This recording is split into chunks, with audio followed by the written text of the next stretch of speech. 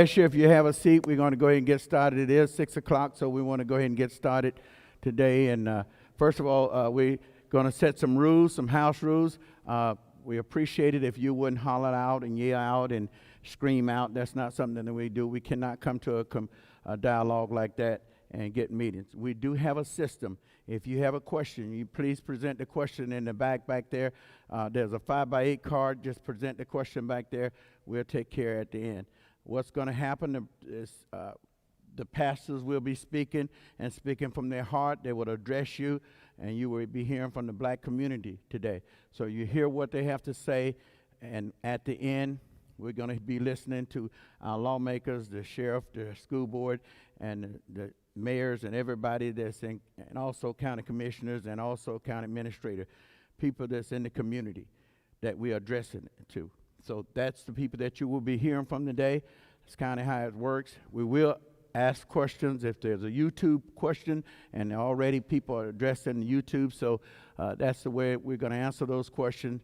But at the end, like I say, that's what we want to do. I want to say this is not a political rally. This is for Mr. George Floyd and what happened, and we are ready to act and stand. So that's why we're here tonight, and we appreciate you, Citrus County, and let you know that we're all in this together, and we're going to come to some conclusions, some good plans to try to make things work right here in Citrus County. We've had 2 peaceful marches, been great.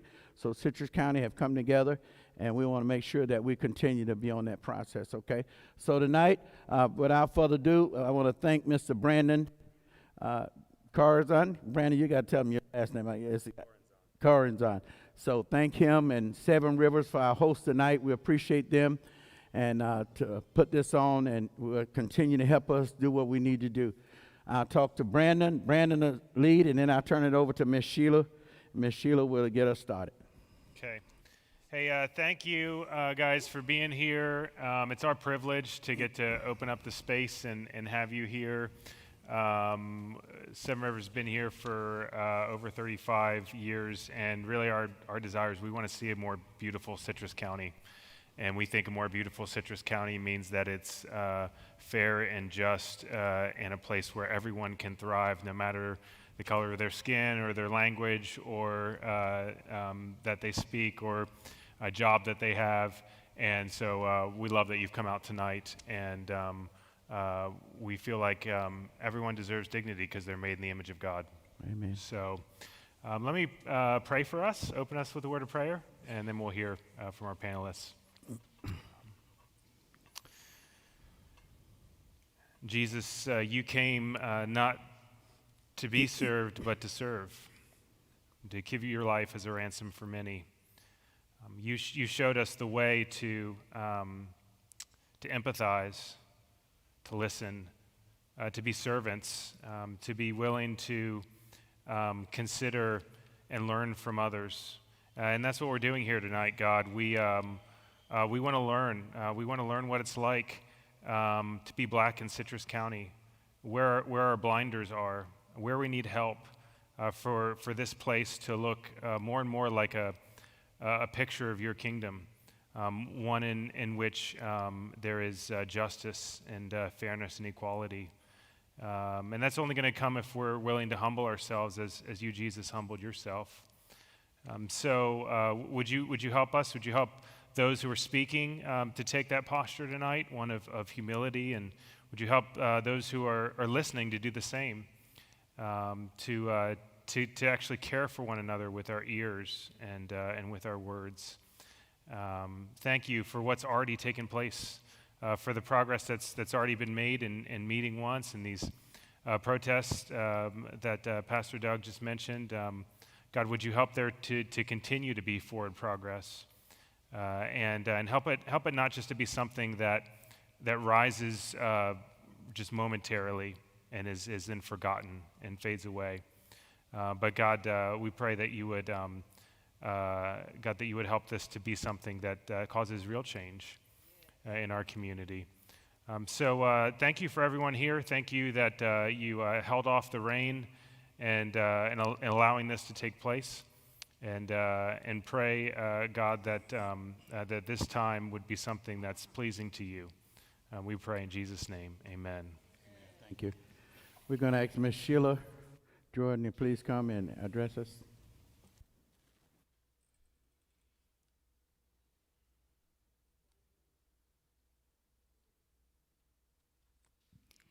Good evening. A couple weeks ago, our country was shaken awake from a slumber that we've too often fallen into. George Floyd, a black man, murdered by police. No due process. Americans everywhere, crying and angry. Usually, back to sleep. This time, though, Citrus County has decided to stay awake. Tonight, as we follow through on that choice, I want to remind us of some words spoken by Robert F. Kennedy, shared with a South African audience while that country was still in the grips of apartheid. He said, "At the heart of Western freedom and democracy is the belief that the individual man, the child of God, is the touchstone of value, and all society, all groups, all states exist for that person's benefit.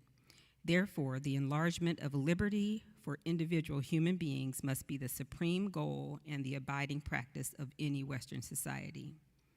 We have passed laws prohibiting discrimination in education, in employment, in housing, but these laws alone cannot overcome the heritage of centuries of broken families and stunted children, and poverty and degradation and pain.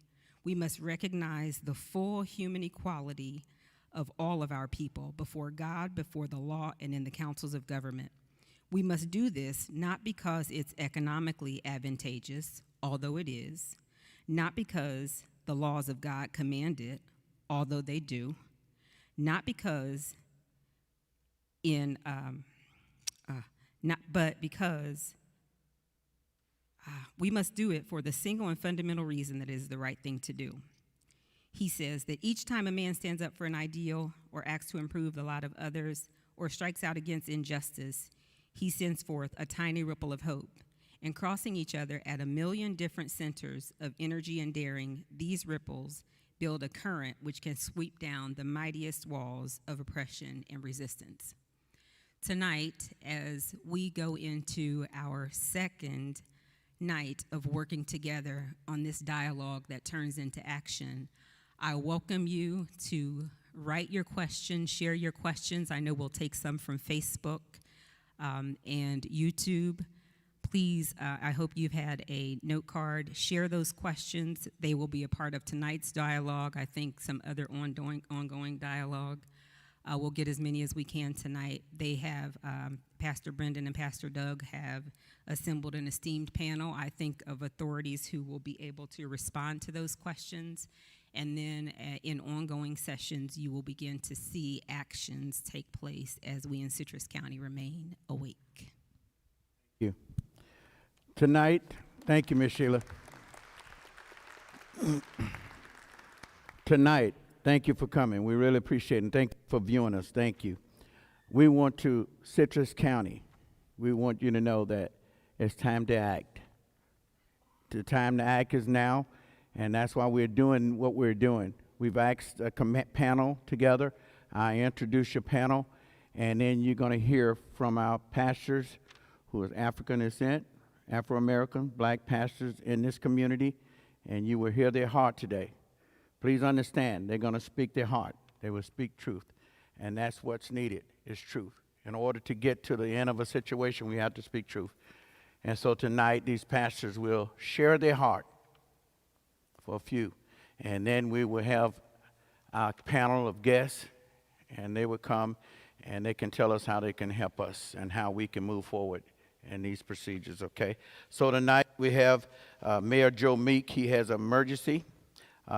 Mayor Bob Plaisted, the Sheriff Mike Prendergast, Bishop Al Hopkins, Bishop Leonard Smith, Apostle and Pastor Tammy Langley, Pastor Donald Sutton, two commissioners, Jimmie T. Smith, County Commissioner, Dr. Jeff Kinnard, County Commissioner.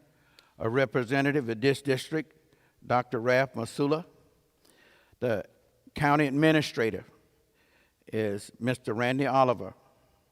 School Board Superintendent, Ms. Sam Himmel. Chamber of Commerce, speaking for the community and business, and we've already started some things, is Josh Wooten. Helping us tonight, Ms. Tiara Alexander Hurd and Jessica Fickert, Mr. Brandon, and also we have a guest that we've asked to come and share from the community, and that was Dr. Bob Brockett tonight. So we start out tonight. We want to start out by saying thank you and thank the panelists and everybody for coming. There's a sunshine law. We know that if two county commissioners in here and if they're voting on anything, then one of the county commissioners have to go out. Hopefully tonight we will not be voting. Basically, what will happen is we'll hear the whole address and hear everything, and then you will hear from the county commissioners. So tonight, to get it started and coming straight to you, straight from our heart, from the black community. And I don't know who want to start, but please address who you are, and we can start. Bishop Al, you're a go-getter, so you want to go ahead and start. Okay. Just make sure we speaking to it because they want to make sure. Thank you. Good evening, everyone, and thank you all for allowing us to come out tonight to speak and address not only the community but also the community leaders. It is a pleasure to be here today. Just to tell you a little bit about myself, I am born and raised in Citrus County, born at Citrus Memorial Hospital, raised in Hernando, Florida, a graduate of Citrus High School. Go Hurricanes. I have had the pleasure of not only living here, being born and raised here, but also leaving the community in order to get my education and returning to the community in order to raise my family. That should tell you something. But even in that, there are still some questions and some considerations and some actions that I feel like we need to take as a community in order to move forward with the change that we need to see. So I'm removing the word want, and I'm inserting the word need, because these changes are not just wants that we have, but needs that we must see. Want to abate ignorance, because ignorance is simply the refusal to know anything other than what you already know. So we want to abate ignorance, and we want to make sure that we're all educated about one another, because hate comes out of fear. We run away from things that we fear instead of getting to know them. And also what we feel is that if we are being spoken to in a manner right here in this time on this platform, what is being spoken to us, we want to make sure that it's the same thing that is being spoken in your homes, the same thing that's being spoken to your other community members that you speak with, the same things that you're commenting on Facebook and speaking to your friends and other family members about. That is important to me. I can only speak to me, because what that signifies is truth. And the only way we're going to move the dial is if we operate in truth. We may not always agree, but we can agree to disagree. But on the major subjects, we need to be awakened. As I heard the young lady say a few moments ago, let's stay woke. We need to be awakened. We need, again, to abate the ignorance so that we're all moving in the same direction for the success of all. For the success of all. Not just one race of people, but for the success of all. A little bit more about me. I am an educator. I am a few months away from having my doctoral degree in educational leadership, and I am a proud principal in another district. I am a proud principal in another district, not here in Citrus County. So we want to make sure that tonight we have a list of questions, because once I was asked to be on this panel, I didn't want my voice only to be heard, but I wanted the voice of our community to be heard. So I sent out text messages and I said, send me your questions. So we have questions that we want to ask, and we're going to ask those questions respectfully, because we really want answers. We just want answers. We want answers, and we want needed change. Again, not want, but needed change in order for us all to move forward in the things that we should be moving forward in. I can tell each and every one of you as I sit here, and my daughter will probably tell me that I'm lame later, that I love you. I love each and every one of your faces, each and every one of you in here. So this is not about anything but making our county better. And the only way that we can make it better, again, is to abate ignorance, educate ourselves about one another, and let's look at the real issues. Thank you.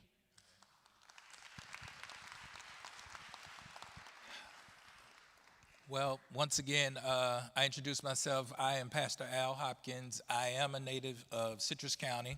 I'm a graduate of Crystal River High School, go Pirates. As well as I left Crystal River in '89. I served in the armed forces, served through Operation Desert Shield, Desert Storm, Enduring Freedom. Was fortunate enough to return back from those conflicts, and I came back.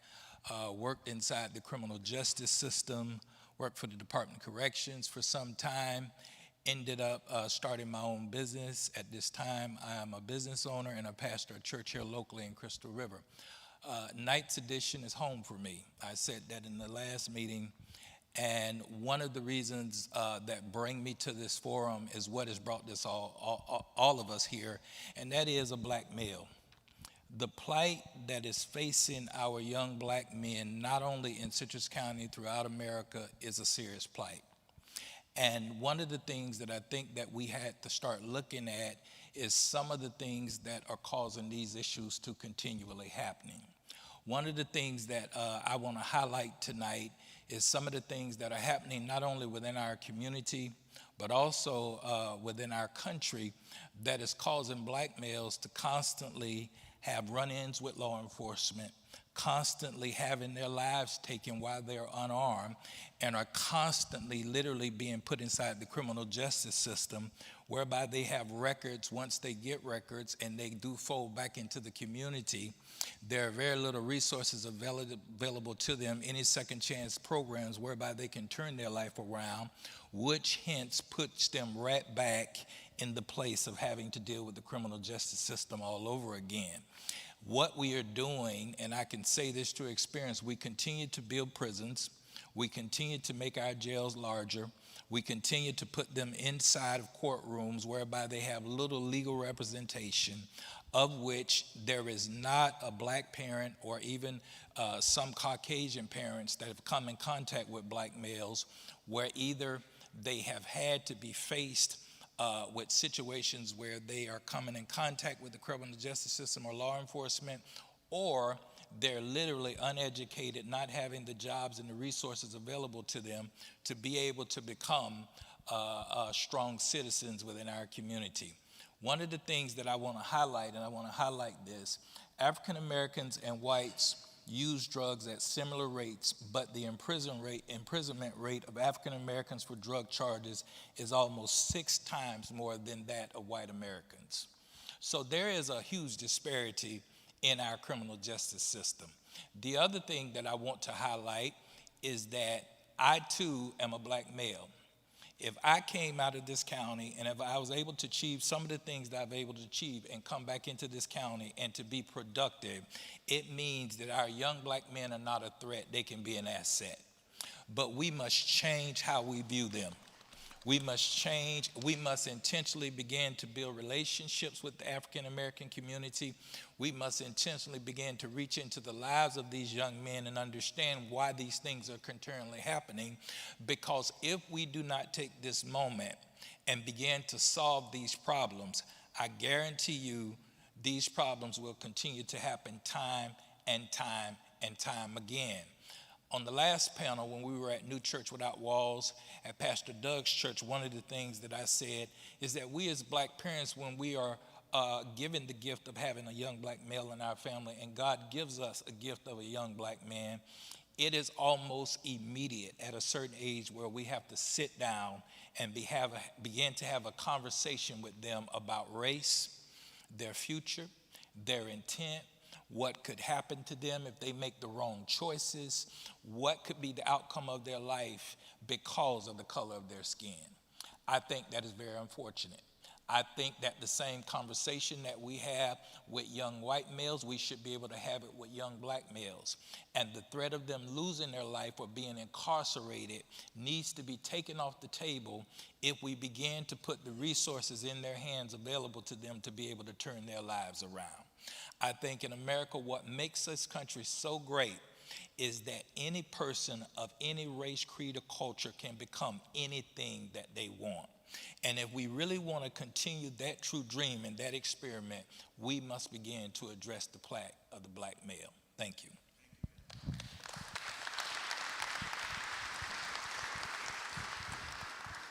Good evening. Good evening. My name is Bishop Leonard Smith. I am a lifelong resident of Citrus County, Crystal River. I'm a 1981 graduate of Crystal River High School. Go Pirates. I've been pastoring in the community for over 30 years. I've been in ministry for about 36 years. The issue that we're dealing with is not so much a black or white issue. While it affects the black community at a larger degree, but the issue that we are dealing with is a humanity issue. It is one group of humanity that is being treated differently from another group of humanity. And the commandment that Jesus left us was that we love one another. And when we look at it and when we begin to understand the things that have transpired over the last few weeks, initially I began to be angry. And the Bible says, be angry, but sin not. It's not so bad to be angry, but it's what you do with your anger. And I began to be angry because it seems as though we keep coming at this road, at this crossroad over and over again. And then after the anger began to leave, then frustration came. And I began to be frustrated because it seems as though while the issue keeps perpetuating, it's as though nothing is really happening to deal with it. And so after dealing with the anger and the frustration, then drive began to come, because the Spirit of the Lord began to say to me, then what are you going to do? Because true insanity is doing the same thing over and over and expecting different results. If we keep on doing what we've always done, then we keep on getting what we've always gotten. If we want to see something different, then we have to do something different. And being a resident of this county and being a resident of Crystal River, we've seen a lot of things and we've experienced a lot of things, and it's not always been bad. There are a lot of good things that are happening in our county. There's a lot of good things that are happening within our city.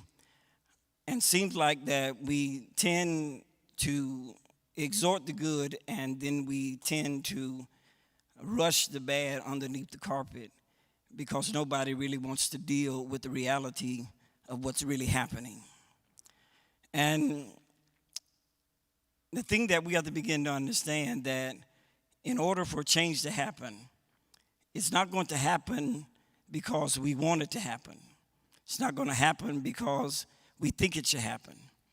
But if change is going to take place, it's going to take place when we come to the table and we have real dialogue as to the plight of the things that are happening within the community to those who are less privileged and to those who are disenfranchised and to those who are facing the issues of discrimination more often than others.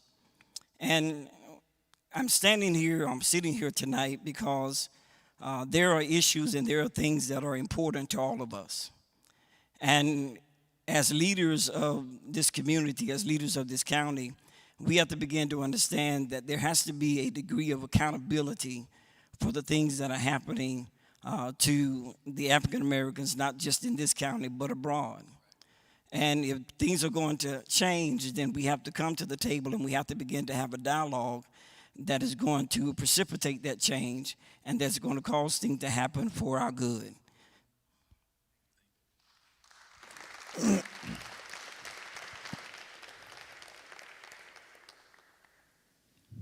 Yes, sir. Good evening, everybody.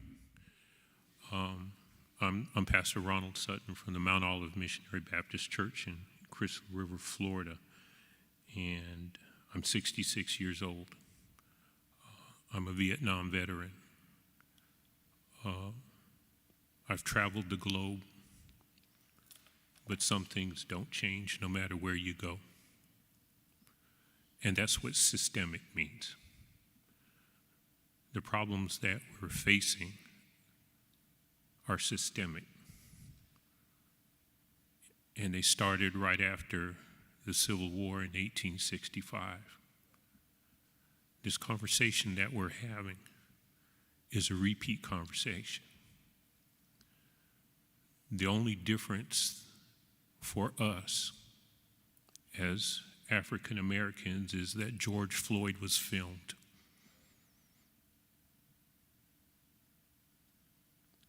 But that cavalier, casual face as his life was being choked out is every day. That's a reality. When you're a good citizen, but you have to look at a police car going the other way and wonder if he's going to make a U-turn, stop you for no reason, and this might be your last day. That's a reality. But that reality is part of a system, and it goes by many names, and there's many catchphrases that go with it. Because those who would demean and diminish and segregate and separate call America a nation of laws. That would be a good thing if everybody was treated equally under the law. But that is not a true statement. And so when America became a nation of laws, that's what Ronald Reagan was referring to when he said he wanted to take America back to the good old days. We didn't have any good old days. When Donald Trump said, "Let's make America great again," America was already great. But for some of us, it wasn't good. We're not a nation of laws. Bishop Smith said it. We're lacking the humanity. We're a nation of people. And when you can see me as a person with hopes and dreams, ambitions, aspiration, doubts and dreams, fears, fantasies, that just simply wants to live like you live. When you grasp that, maybe we can quit being a nation of laws. I was at the last meeting, and again, this is supposed to be community action. We need to change our nation of laws so that one set of people does not become the victim of the laws. We have a for-profit prison system. We have for-profit juvenile detention centers. And the ones that go to the juvenile detention centers are often referred to that system by the school. You have elementary school students, 6 years old, 6-year-old children going to juvenile detention center for acting immature. They're 6 years old. But at the same school, you'll have another group of children who get counseling, career guidance. That's every day. It's visible, it's real, and it's willfully ignored. And so we have a playground to prison pipeline where the future is torn away from generations, not your generations, but from our generations. We're not people, we're statistics. At the last meeting, Sheriff Prendergast said that the brutality and the unlawful actions of police officers contribute 0.1% of the interactions with the citizens. Well, that's a specious and spurious statistic. There's 1,440 minutes in a day.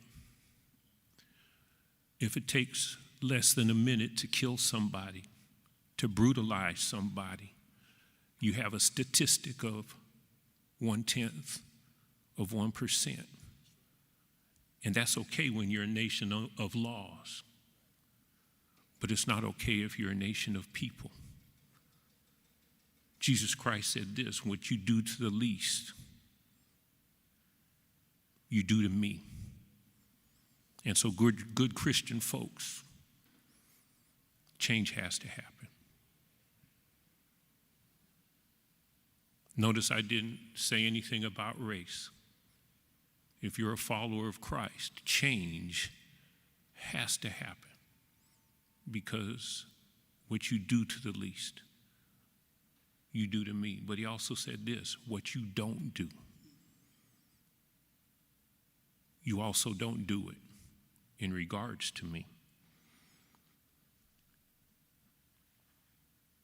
Bishop Smith said, the Bible says, be angry and sin not.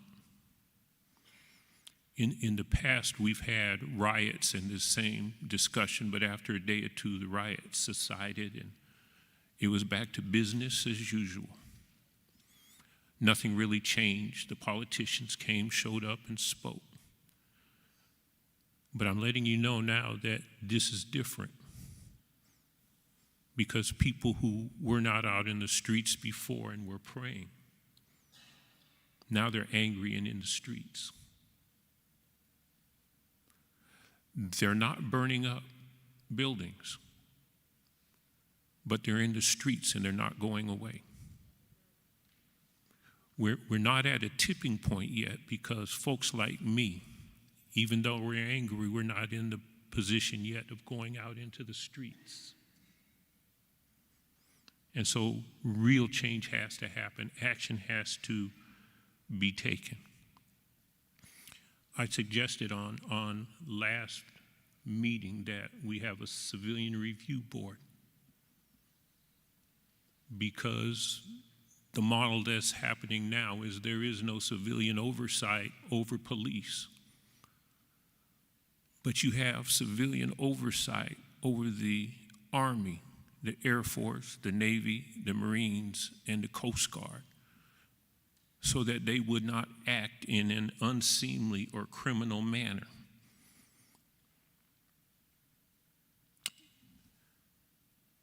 One thing is action.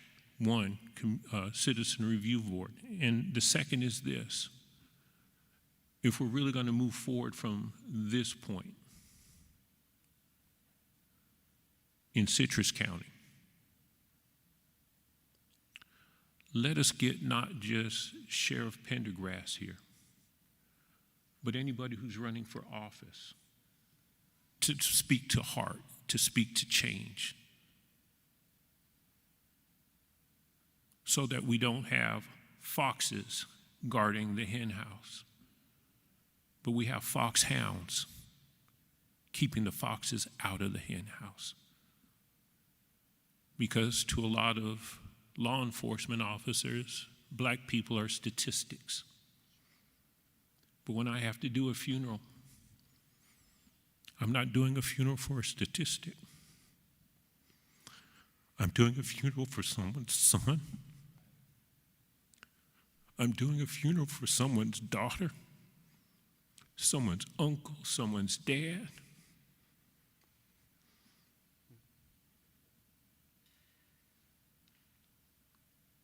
And that has to stop. We need to break the generational curse, a systemic generational curse. It's not a black or a white issue. It's a lack of God issue.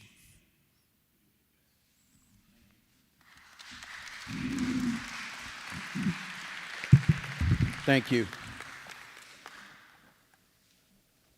I want this to, from my perspective, as a black man, as a pastor,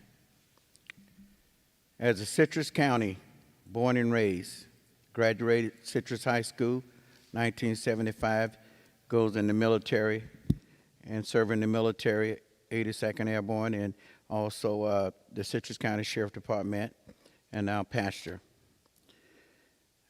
And born and raised in Hernando, born at Citrus Memorial Hospital. Family have a long history. I want to see change that's going to be a change for the rest of our life, not just today, not just to be swept under the rug. I want to see race relations, education for all employees, whoever it is, whether it's the Citrus County schools, the sheriff's office, government. I've asked, that's why we have everybody here, because we want to make a change and impact. It needs to involve everybody, not just a few people. As I said, I want this to, you to understand, it needs to go beyond this. Workforce, race and equality for everyone, everybody. I live here. I know that I see a lot of things that we don't have the CEOs and we don't have the people that should be in position, And I've seen people get washed over, pushed over, and hired.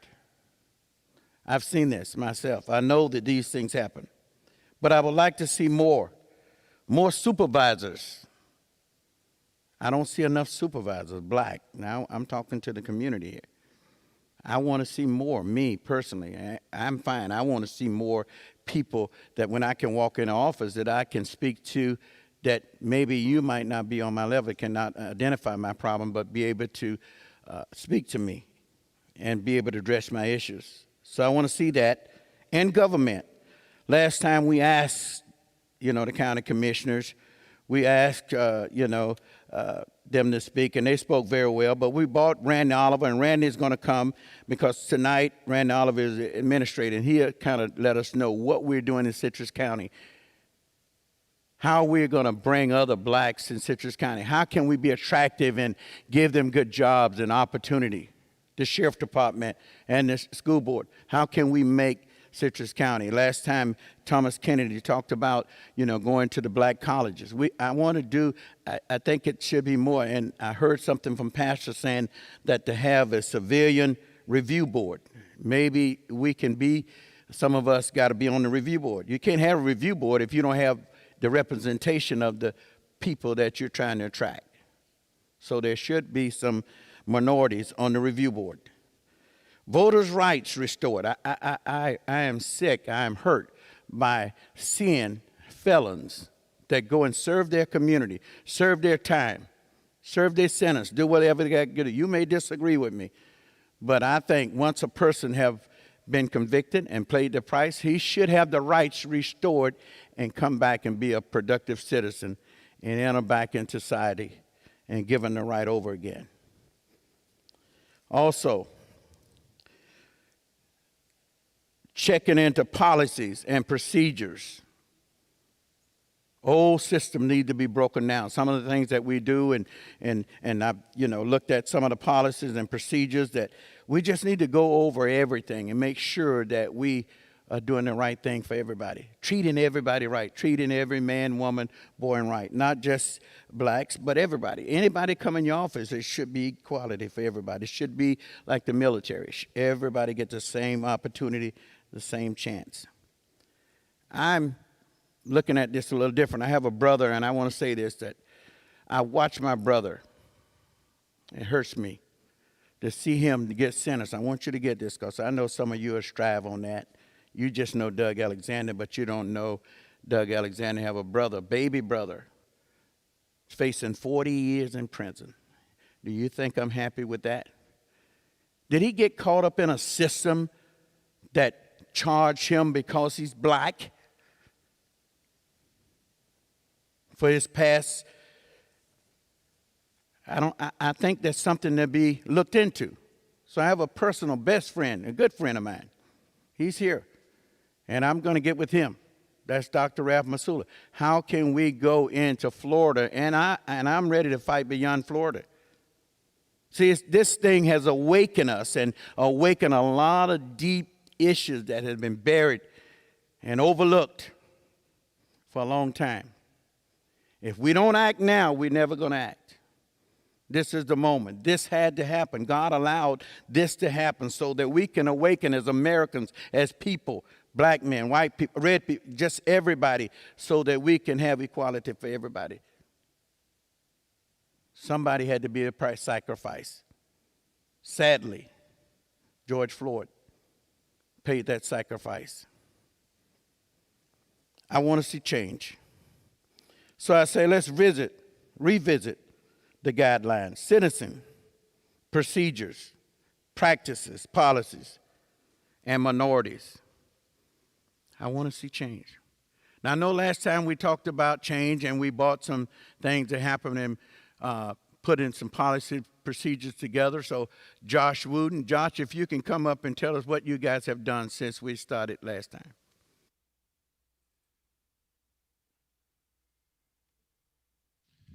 Thank you, Reverend Alexander. Well,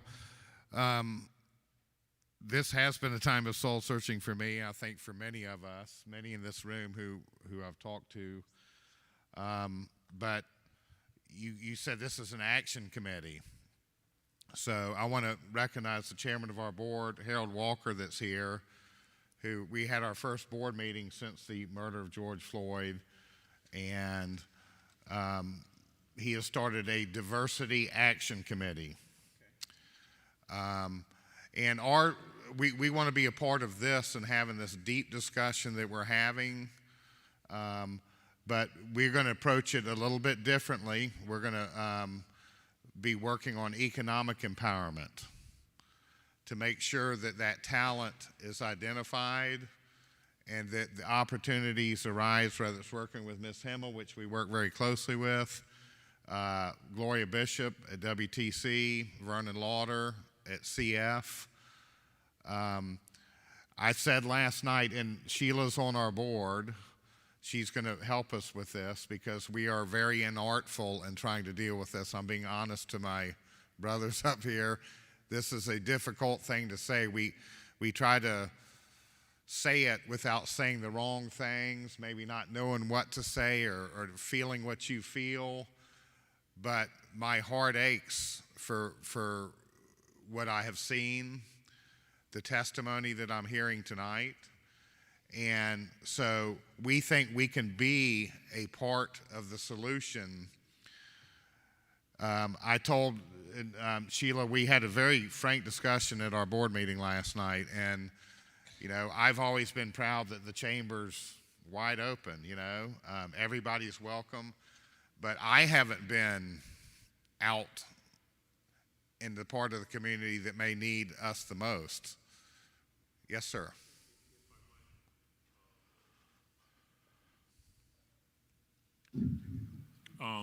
You mentioned something in possibly action. When you talk about talent, you have talent in the county, African American talent in the county that's good enough to train supervisors. That's exactly who I'm referring to. But they've been decades-long employees, and they'll never be a supervisor because that's the way the system works. And so it's not a problem of identifying talent. The problem is rewarding talent equally, so that if you're good enough to train a supervisor, you're darn sure good enough to be a supervisor. Something in place. And that's the inartful part that I was referring to, because I don't know who that talent is, and that's on me as being the CEO of the largest business organization in the county. And I'm here to tell you now that that's going to change. We want change. The Citrus County Chamber is going to change. So we're going to deal with economic empowerment. We know there's talent out there, but we also know that there's folks out there that are very young and probably saying, I can't wait to get out of here. There's other folks that, you know, we have a shortage of nursing. We have a shortage of deputy sheriffs. We have a lot of shortages. They won't come here because they look at our demographics and they look at the things, and there's they say, well, why would I go there when I could go to Gainesville, or I could go to Ocala, or I could go to Tampa? So we need to change that too. We need to change what is it that would attract the folks to come to Citrus County. We're not doing a very good job of that either. Whether it's the tourism division or the chamber, you know, we should be recruiting conventions. We should be marketing to those areas. So, and as inartful as I am, I'm telling you, I think we're going to get it. We're going to get it this time. We're going to get it, and y'all are going to see me. You're going to see me in your churches. You're going to see me in your businesses, and we're going to make this thing. We're going to keep our end of the bargain. And if I don't, Sheila will make sure I do, and Harold Walker will. So we have a plan of action. We're going to continue this discussion. But we're going to take up the economic empowerment and economic opportunity role and the communication role. Thank you, Josh. Okay? Now, if it's okay, we can, thank you, Josh. I think it's only appropriate that we hear from the sheriff, superintendent, and the cities that's represented here, and how this is going to affect us, and what have you put in place, and how can you assure to us. And so that's, you know, this whole thing is that we got to speak to you. We got to have the people that's in these positions to speak to you and give us. I think that's what the county needs. That's what not just black people, but we all need to hear what's going on and how we proceeded from last week. So Sheriff, if you can start first. I hate not being able to see you, Pastor Doug. I didn't realize we were going to do it this way. But I want to start out by reemphasizing something I said last week. Injustice anywhere is a threat to justice everywhere. And I said that last week, and I talked about us being a nation of laws. And I disagree with anyone that says we are not a nation of laws. And I want to go back to what this country was founded upon. It was founded upon the principles of freedom from oppression by a brutal government. And this people that united together, blacks, whites, Native Americans, Hispanics, has created the greatest nation on the face of the earth. And when our founding fathers came ashore in the United States and they founded these colonies that became the 13 colonies, and those 13 colonies became the 50 great states that we now call the United States of America. They believed in God, they believed in their community, and they believed in serving one another. And every day they bowed down and prayed to God for getting them out of the positions that they were in. Virtual serfdom in the United Kingdom and other places that they escaped from to come to the United States of America.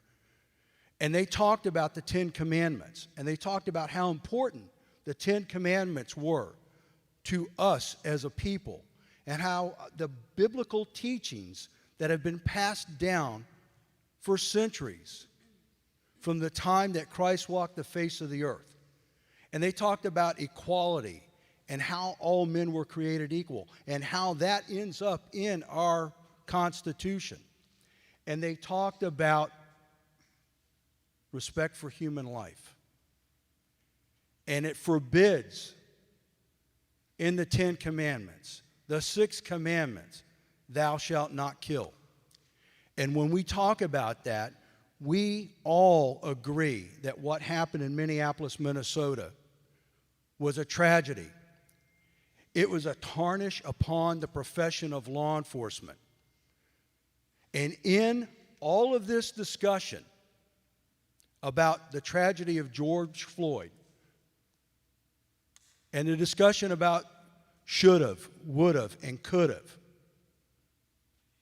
we have forgotten that the officer who was primarily responsible for George Floyd's death had been disciplined by his agency 18 times before that incident. And in that ensuing 18 times, the chief of police did not take action. The civilian review board that's been discussed here tonight did not take action. The mayor and the city council did not take action. It took the death of a man for passing a counterfeit $20 bill to wake people up. Well, ladies and gentlemen, we're already awake at the Citrus County Sheriff's Office. We believe in our oath, and we believe that the United States of America is a nation of laws, and that those of us who take our solemn oath to serve and support everybody, we don't do it based on the color of a person's skin. We do it on what the law says and how they violate the law if they do violate the law. And I want to go back to a comment that was made over here. And it said that I said that if you were arrested, you had a 0.1% chance that you would be brutalized. I did not say that last week, ladies and gentlemen. What I said was that 0.1% of 173,000 calls for service had a deputy sheriff use some type of force. Now, force could be, of the 22 instances last year, one of our deputies is trying to effect an arrest of a subject, and that subject batters and injures our deputy sheriff while he is attempting, or she is attempting, to lawfully intervene. It could be that a canine gets deployed to stop someone from a robbery or an aggravated battery or a domestic violence situation. It could be merely the deputy pulling his taser out of its holster or her holster and saying, "Stop, or I'm going to tase you." We document every instance of use of force in the Citrus County Sheriff's Office.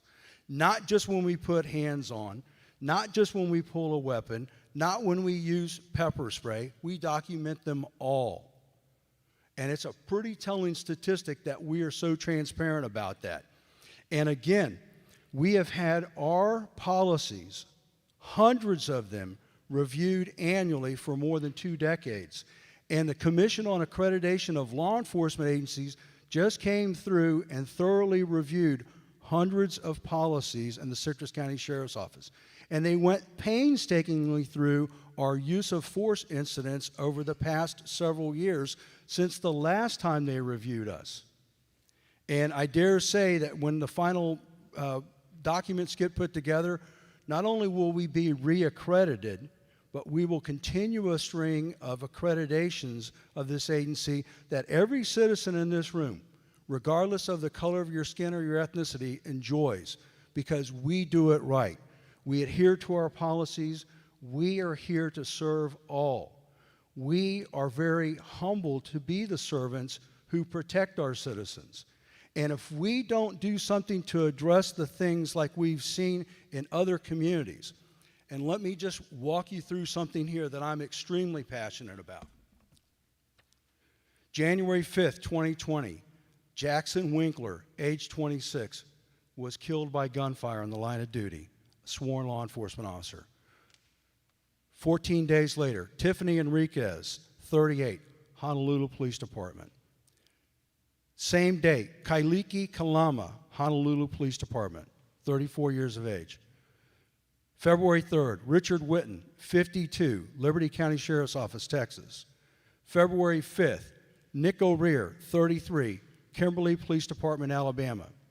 February 5th, Joseph Bullock, 42, Florida Highway Patrol. February 17th, David Kellywood, age 26, White Mountain Tribal Police, Arizona.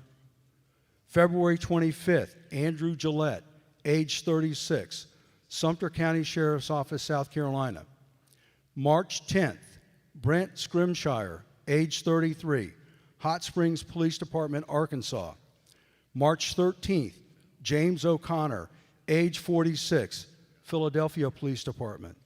March 27th, Ben Jenkins, age 47, Nevada Highway Patrol. March 16th, Ryan Walsh, age 32, Springfield Police Department. March 29th, Greg Carnicle, age 56, Phoenix Police Department. April 9th, Breanne Leith, age 24, Indianapolis PD. April 18th, Justin Putnam, 31, San Marcos Police Department, Texas. April 23rd, Dan Walters, 53, San Diego PD. April 26th, Glenn Hutto, age 45, Baton Rouge PD. May 3rd, Michael Mosher, age 37, Overland Park, Kansas. May 27th, Cody Holt, age 29, Grand Forks PD. May 28th, Nathan Lyday, 24, Ogden Police Department. May 29th, Caleb Rule, I don't have his age, Fort Bend, Texas. May 31st, Waldus Johnson, age 48, Detroit Police Department. June 2nd, Stephen Williams, age 50, Moody Police Department, Alabama. And June 6th, Damon Gutzweiler, age 38, Santa Cruz County, California. Ladies and gentlemen, those are tragedies as well. And that thin blue line is what serves all citizens each and every day. There are a great number of tens of thousands of sworn men and women who run towards the sound of gunfire and cries for help, and they don't care what color a person's skin is. All they care is that someone is asking for them to serve them. We should all be humbled as Americans in a country of laws that was founded by folks who wanted a better way of life for all mankind, that these men and women take a sworn oath and humbly serve, and they serve with honor.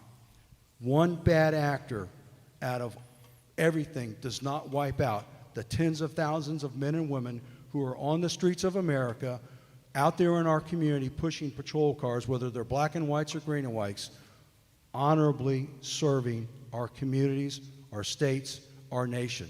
America still remains the greatest nation on the face of the earth, thanks to God, thanks to patriots, and thanks to the men and women who put on the cloth of their community and serve as law enforcement officers. Thank you, Sheriff. Okay. If I may, Okay. thank you, Sheriff Prendergast. And I think we all can agree that we honor and we reverence those officers that are serving with dignity and righteousness and doing the right thing. We saw an excellent example of that on Friday when my daughter hosted the rally or the protest down in Inverness, and we were able to speak with them, and they came and joined in with us, and we were able actually to socialize and laugh and have a good time. But I do want to bring it home to Citrus County. I have a question, and that question is a procedural question, if I may. What are the stop and frisk procedures for Citrus County Sheriff Department? The Sheriff's Office doesn't do stop and frisks of our folks that are out there. We use what's called probable cause to make a determination as to whether or not we need to talk and further pat somebody down for officer safety. Okay, I appreciate it. Thank you. And the reason I ask that is because my 21-year-old daughter has been stopped twice over the last 3 weeks. And before she was asked her name, before she was asked for her driver's license and registration, the first question that was asked was, do you have any drugs in your car? So for her to call us panicking, because that was the first thought, looking at her as she was driving home from work, was kind of scary for us. So I thought you should know that, because apparently they were not following the procedures that they've been trained to follow. But that's not a stop and frisk. That is a traffic stop, and there might have been something else out there, and there might have been something else that transpired before that. So if you want to, as I encourage anybody, if you have very specifics about the date, the time of the traffic stop, we can research that and more concretely give the full answer to the question. Thank you, Pat. Absolutely, and we appreciate that. But I do think that we were told this was an action meeting, Right. and so while we appreciate all of the dialogue and all of the Right. history lessons, if we're going to be an action meeting, we need to get to the questions that we really have on our hearts so that they're answered for the people that are asking the questions. That's just Okay. my thought. Right. Do we have any questions?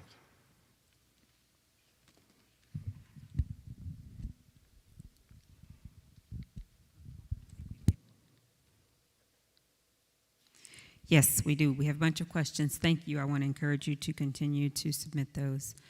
The first is there a police union in Citrus County? You did speak of the Minneapolis situation, but there's a question about. There is not a union in the Citrus County Sheriff's Office representing any of our deputies, our sergeants, or lieutenants. Okay, and then there's a question about the Justice in Policing Act in Citrus County. What would it take for that to get passed and enacted locally? And I guess anyone could Say that respond to again now about it. What would it take to have that act passed locally? Justice in Policing. Do you understand what you're saying, Sheriff? Justice and police, because I don't quite understand. I don't pass legislation at the county level. That is up to your Board of County Commissioners. I was saying anybody who knows it. Okay, Okay, all right. all right. Here's a question. I also want to say, just on principle, the sheriff mentioned that this is all happening because of the murder of a man who passed a fake $20 bill, and I just want to, on principle, say this happened because of the death of a man who was accused of passing a fake $20 bill. Just on principle, I just want to say that. Question, how do we avoid property destruction at businesses and homes? And I'm assuming this is maybe people of fear related to protest and rioting. Well, Mayor, how did you guys do in City of Inverness?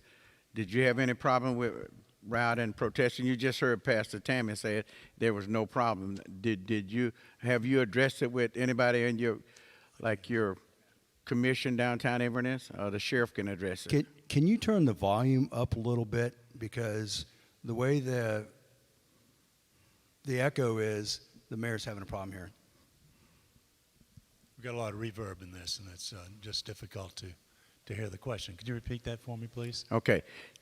You just had a peaceful march in Inverness, right? And it went good. Did you talk to your commission, you're down in Inverness, your board, about how you guys was going to deal with anything that came aboard?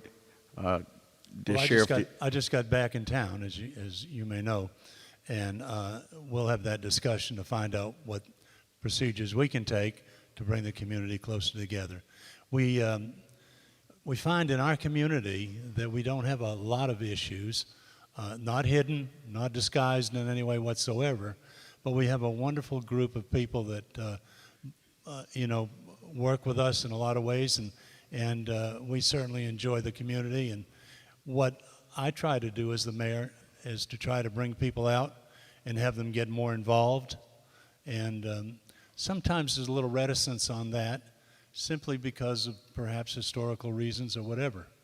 But I run a men's breakfast every Tuesday morning, not since COVID started, but we have 7 or 8 or 9 individuals, pastors and laymen that, from the African American community that come to our breakfast. And we serve anywhere between 35 and 48 at last count. And it's a wonderful, wonderful opportunity to do exactly what we should do on a larger level, where we can have events or whatever that would definitely include everybody, and get everybody involved. And that's what we're doing. And we can do that on smaller levels, and we can enlarge that as well.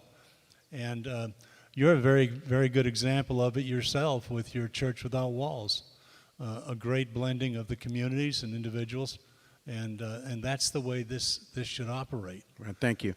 I think, thank you, Bishop Leonard Smith, who's going to, Pastor Tammy, okay? So, yes, Mayor. And I think the question was, how do we avoid getting property damage and such?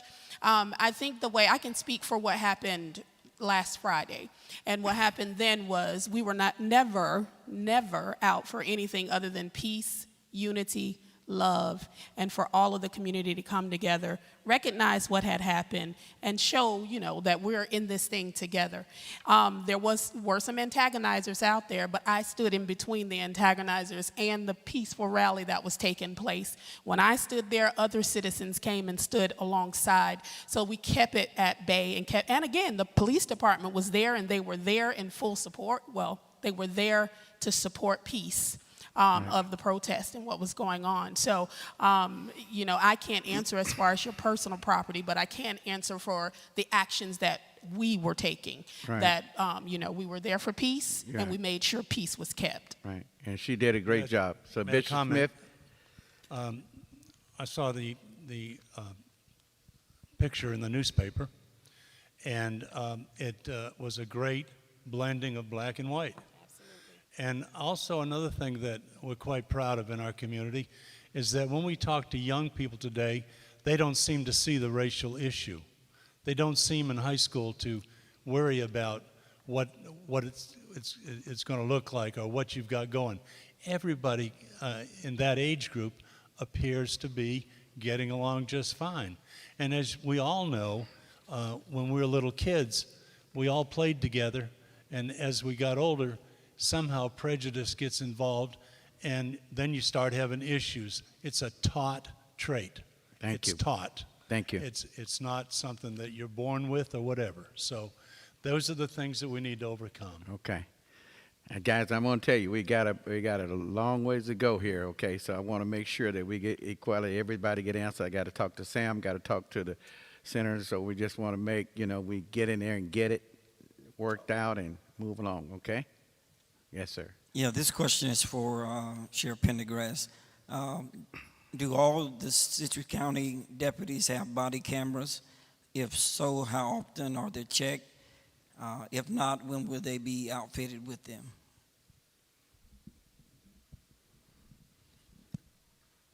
The Citrus County Sheriff's Office does not have body cameras. It is a bill in excess of over $1 million that we do not have the funding to pay for, nor is there any grant money available to pay for it. And again, body cameras were present not only in Minneapolis, but in Houston and in Tampa, and they still did not stop law enforcement from using excessive force. What stops it is training. What stops it is reinforcement by looking every sworn member of the force in the eyes and reminding them of their oath, the solemnity of that oath, and their duty to act, and reminding them that God is watching them. Thank you. I want to say this. I know this, that we got Mr. Randy Oliver in here, and he's the county administrator. If it's a budget problem, we're going to make sure that you guys get some cameras. I even go out on the limb and say that we raise some funds. I'm here. I believe that our deputies, and being a deputy from Citrus County, they need to have the best, and I get behind them. Randy, what do you think? Randy, come on up and talk to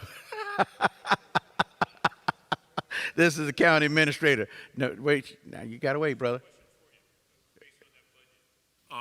No. Hold on. Well, we'll talk about that later. This is for now, one at a time. Oh, okay. Come on, Randy. You try to jump this gun, man.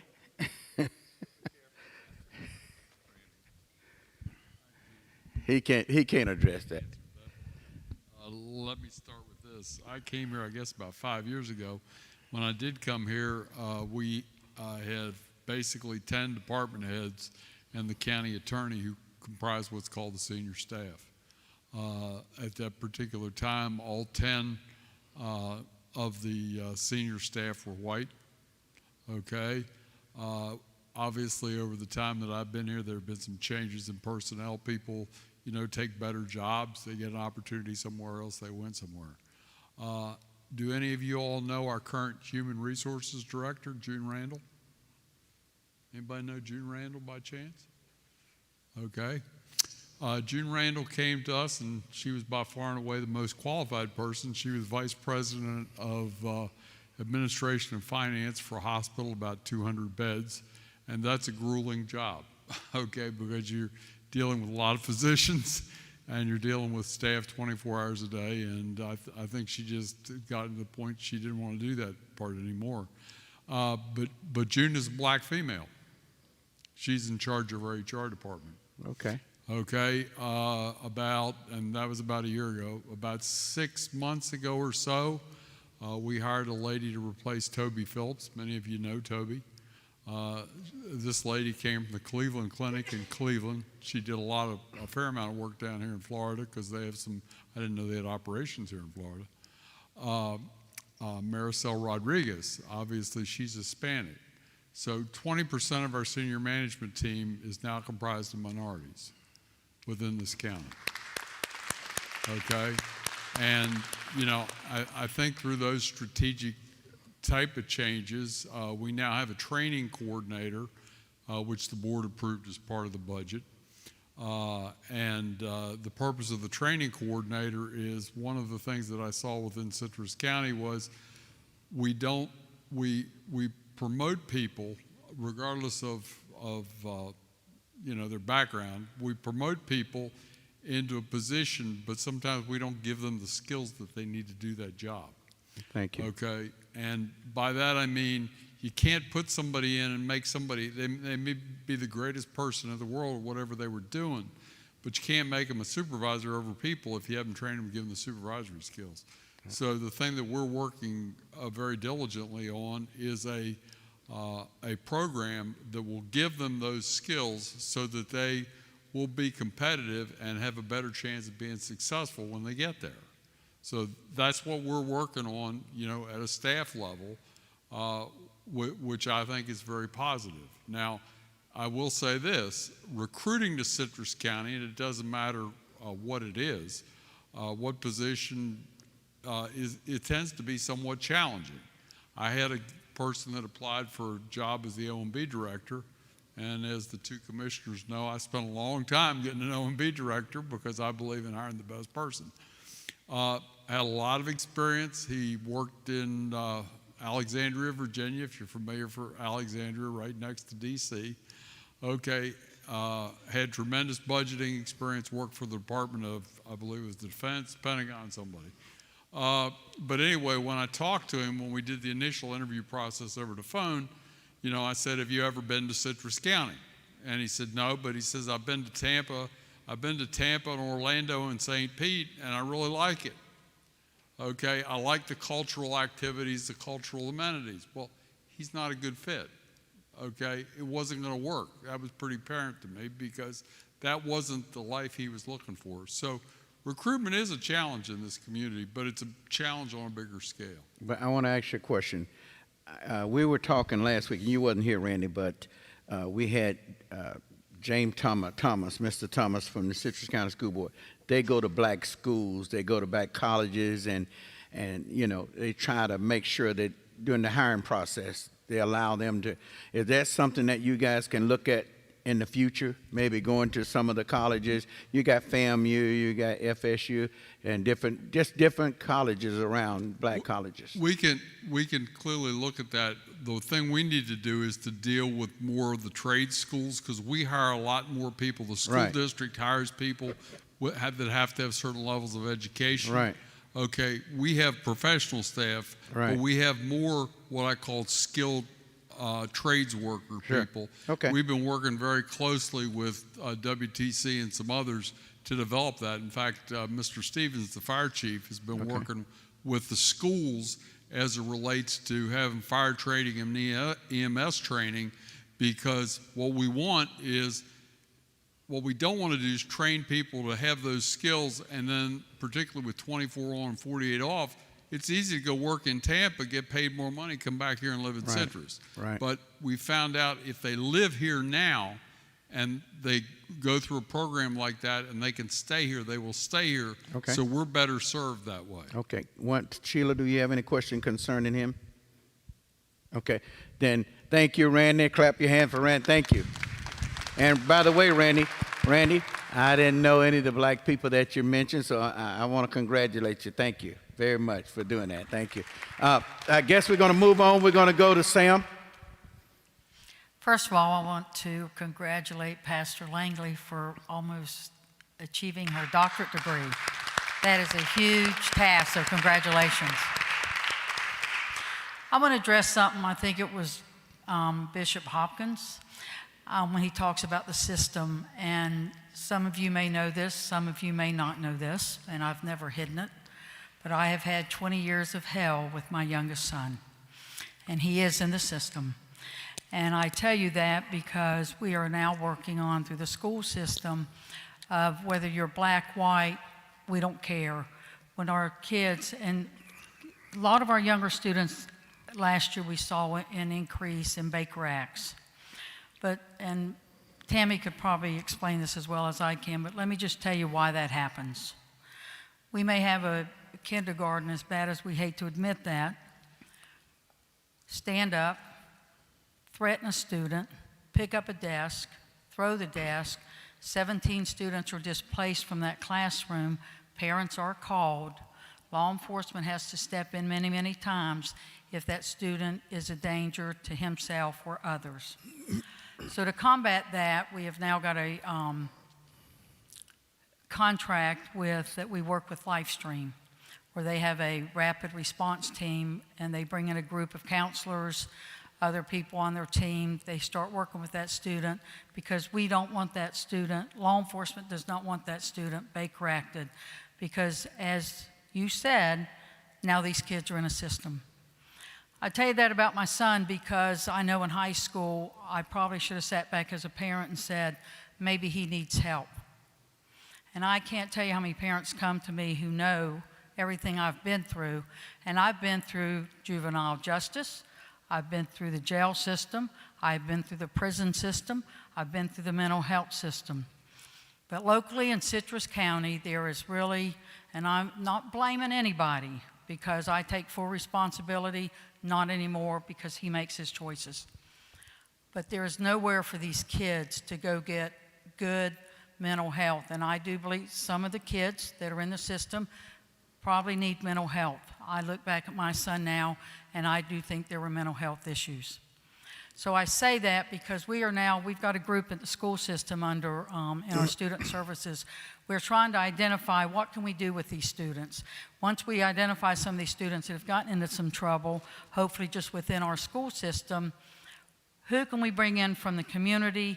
Who can we bring in as mentors? And maybe I need to be in the black churches more to say, I need more black mentors.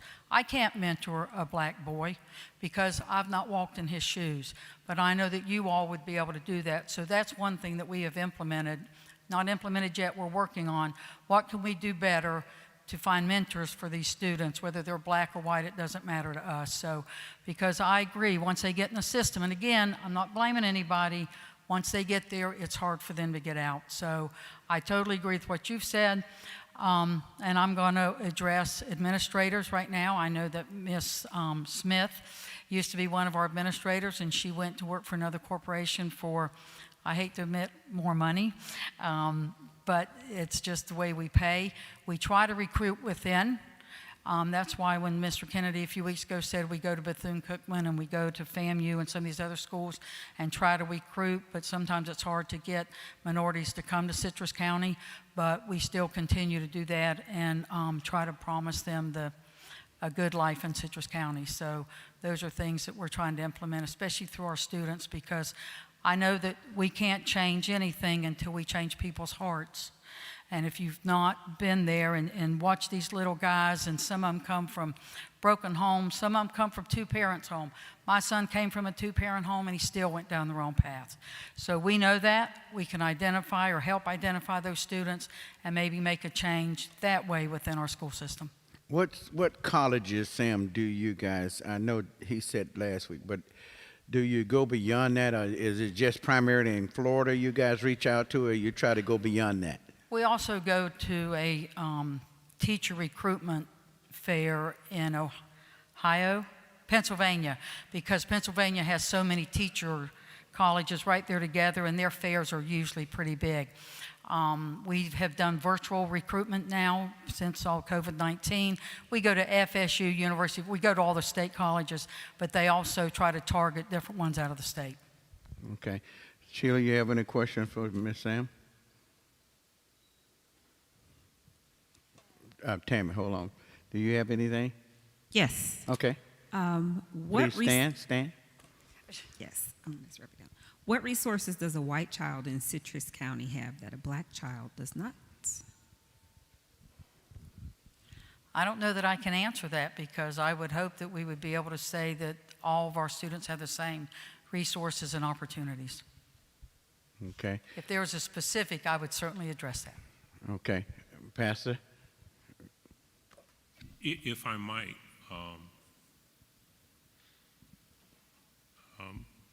Superintendent Himmel said that hearts have to change. You can change all the laws and you can change all the policies, but if you still have old attitudes, you'll never have new change. I was speaking with Bishop Alexander earlier. It wasn't that long ago legally in this nation of laws that African Americans were legally not human.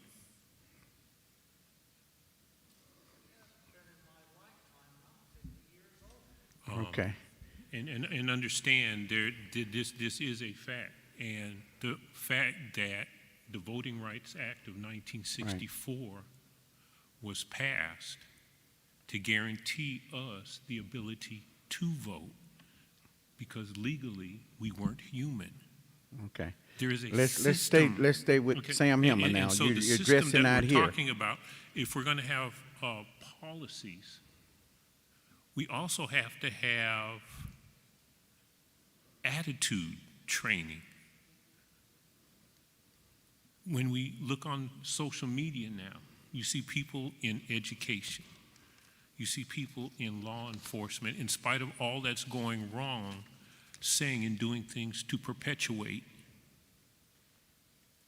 the wrong. And so if we're going to change in Citrus County, We need more race relation classes what we actually need is to get away from race, because race is not of God. well, I don't think you're ever going to get away from Yeah, race. and- The but- race but issue is there- always there- going to be there. We won't save everybody, but as a pastor, Well, brother, You know, you're and going to it's- have race. It's going to be black, white, red, yellow. And- We can't. That's why we're Right. here. And so I'm just saying this to say to our audience today, there are things that are ingrained Yes. that have to be taken out of the system Right. if the system will change. If you leave them in place, no matter how well-intentioned you are, Mm-hmm. we'll be back here again, but next time it's going to be worse. Right. Well, Pastor Tammy, would you? I Thank think you. you're gearing up to go, so let you go. Thank you so much for the opportunity, and thank you, Ms. Himmel, for being here today. And we respect the office that you sit in and the hard work that you have to do as a superintendent of schools. I have several questions, but I'm going to only ask a couple if I'm allowed, because it'll take too long, and then maybe later you and I can talk about the rest. You were speaking about recruiting, and Pastor Doug had mentioned that recruiting was taking place, and also Mr. Kennedy last time was taking place at Bethune-Cookman University, as well as Florida A&M University in Tallahassee. The question that I'd like to pose is the recruiting team. Who makes up that recruiting team? They can vary, and Dr. Hebert's here if you want exact names who we sent, but we also include minorities to take them with us because we feel like that they can share about Citrus County. Okay, and that, I think that was what the community was looking for, to make sure that we're represented in that community, in that recruiting, on that recruiting team, in order to help draw other minorities to our county. If my data is correct, there are 693 black students in Citrus County schools. We have 2,300 employees that work for the district. And these are numbers, so you may not have it off the top of your head. I may have to call you on your cell phone. I'm sorry? I may have to call you on your cell phone. So the question is, how many of those employees are actually African Americans, black or brown employees? And more specifically that are teachers or leaders within the district, not just the custodial staff and the food service staff. And can I get back to you on that one, or I'll get back to the group on that one, and I'll give you the exacts. Okay. And last, I guess, and then we'll talk about the rest, there is a graduation gap as it relates to graduation rates in Citrus County between white students and black students. There's a 14% graduation rate, graduation gap. So what are the district's plans in order to address that graduation gap between black and white students? We've had schools that have, especially starting in the middle school, because we monitor that gap, whether it's African Americans, Hispanic, it doesn't matter, but we monitor that gap with all of our minority students versus the white students. And so we've got programs starting in our middle schools where they, and I don't want to use the word target, but identify some of our students that have maybe got the lower levels, and they're putting them in extra classes, giving them extra tutoring, those types of things. As you know too, the state monitors that very closely with all of us. Absolutely, it's a part of our state grade. I did say last. Okay, so He's the one again, with the looking clock. at the data, when we looked at the data, we see that we are a B school district, and I say we because I live here. We are a B school district, which is wonderful and to be celebrated. When you look at the various subgroups, and we know now that any subgroup that is 10 or more counts for us. All of the subgroups, to my memory, they were either scoring at a B or an A, as rated by the state, but when you got to African Americans, it was a C. Can you talk to us about that? Because that's obviously an achievement gap, and it's one on a lot of people's radars. Can you talk to us about what is being done in order to close that gap so the African American students' proficiency levels, growth rates, and such can also come out to a B or an A? And as you know, we monitor that too. But again, with our middle schools, high schools, and even in the elementary world, they're putting programs in place. We currently have programs in place where we can give them extra help, extra tutoring. Sometimes if it's a reading, and you know, when you take kids out of reading or a recess or something fun, it's harder to get them to do a double course and that type of thing, but those are things that we're putting in place. So we are monitoring that very closely. And as most people should know, we have an equity compliance officer in the state, and then we've got research and accountability that monitors that all the time. Okay, and I promise this is the last one. I promise. Education, y'all. What are you doing to, aside for the recruiting team that goes out to get teachers, what are you doing to attract black and brown leaders to the district to serve in open positions such as principalships, assistant principalships, and some of the leadership positions within the district level? Well, when we have an open position, we post it. Lately, we have had to post it internal because we're hearing bad things from the state about budgets and those types of things, and we have been we put a lot of emphasis on not letting any of our employees go because of budget cuts. So right now we're posting within. We try to promote within. We encourage our minorities to get in our leadership programs, to go through our professional and our principal programs and those types of things. So they've got the same opportunities, and sometimes we literally go ask them if they would go through that program. Thank you, and I look forward to talking to you later. Okay. And cell phone. Okay, thank you. Thank you both, Ms. Himmel and Pastor Tammy. I want to go beyond this. I think we need to go beyond this. Sometimes going beyond this means that you have to go beyond Citrus County to make a change, to make a policy, to make new procedures, and to know how that's done, how to follow up. As you heard me earlier, I don't want to just be focused on that. I want to go beyond this. It's got to be something to change in policy and procedure. I don't know the procedure, so tonight we do have with us the representative representing this, and Dr. Ralph Massullo. He's an incredible person that does stuff in the community, help the community, does a lot. Most of you know him. Doc, if you don't mind, you can share with us how you guys, and what have you guys, what are they saying in Tallahassee? Well, thank you, Reverend Alexander, and I want to thank this community, first of all, because this is the way change occurs. It occurs by people getting together, and I think it's no small coincidence that this meeting and the meeting that happened before that I wasn't able to attend has happened in a church, in a building where people worship God. because I think that's one of the answers that we need to get to in time. But first of all, let me tell you from my perspective, and I'll apologize first off. I think you all see that I am not black. I don't know what it's like to be black. I wasn't raised in a family where anyone was an African American or a minority. So the perspective that I have may not be yours, but I'm going to give you the perspective that I do have from my experience with these issues, mainly with human nature. And let me just say that what we're here for today is answers. But to be able to get to those answers, we have to identify the problem that we're trying to cure. And I think many of you think that we know what those problems are: racism, bigotry, discrimination, inequality, a lack of opportunity. But those truly are just labels to what the problems may be. And let's talk about George Floyd and what happened to him.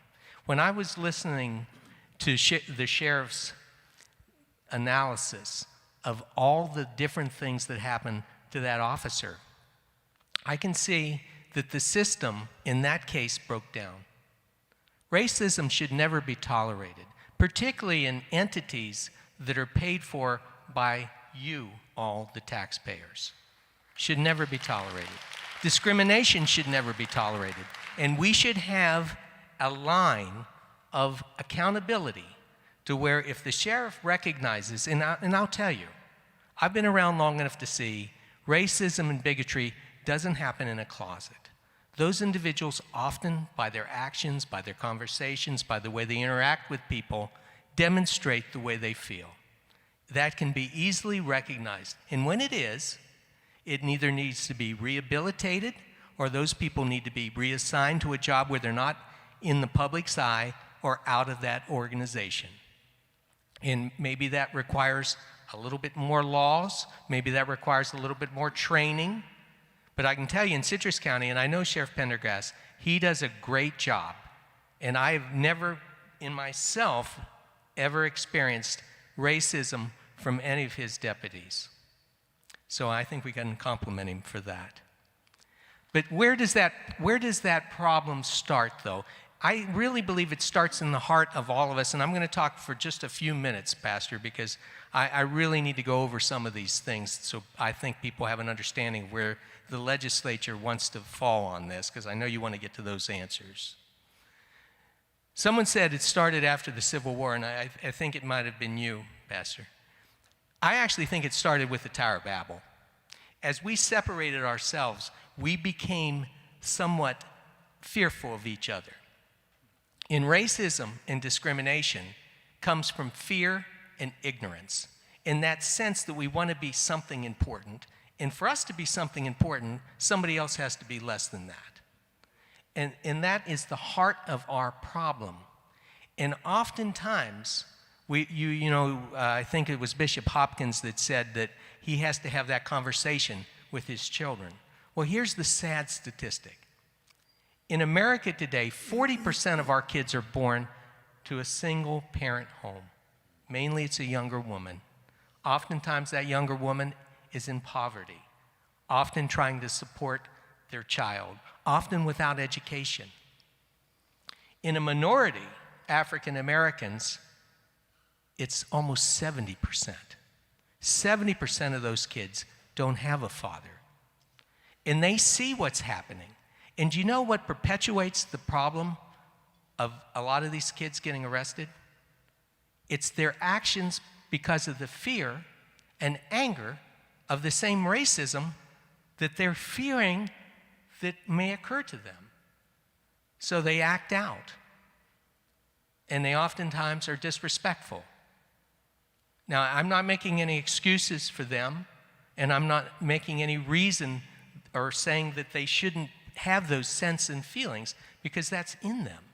But how do we cure those things? I want you all to think about that as we get to what we're trying to do in the legislature.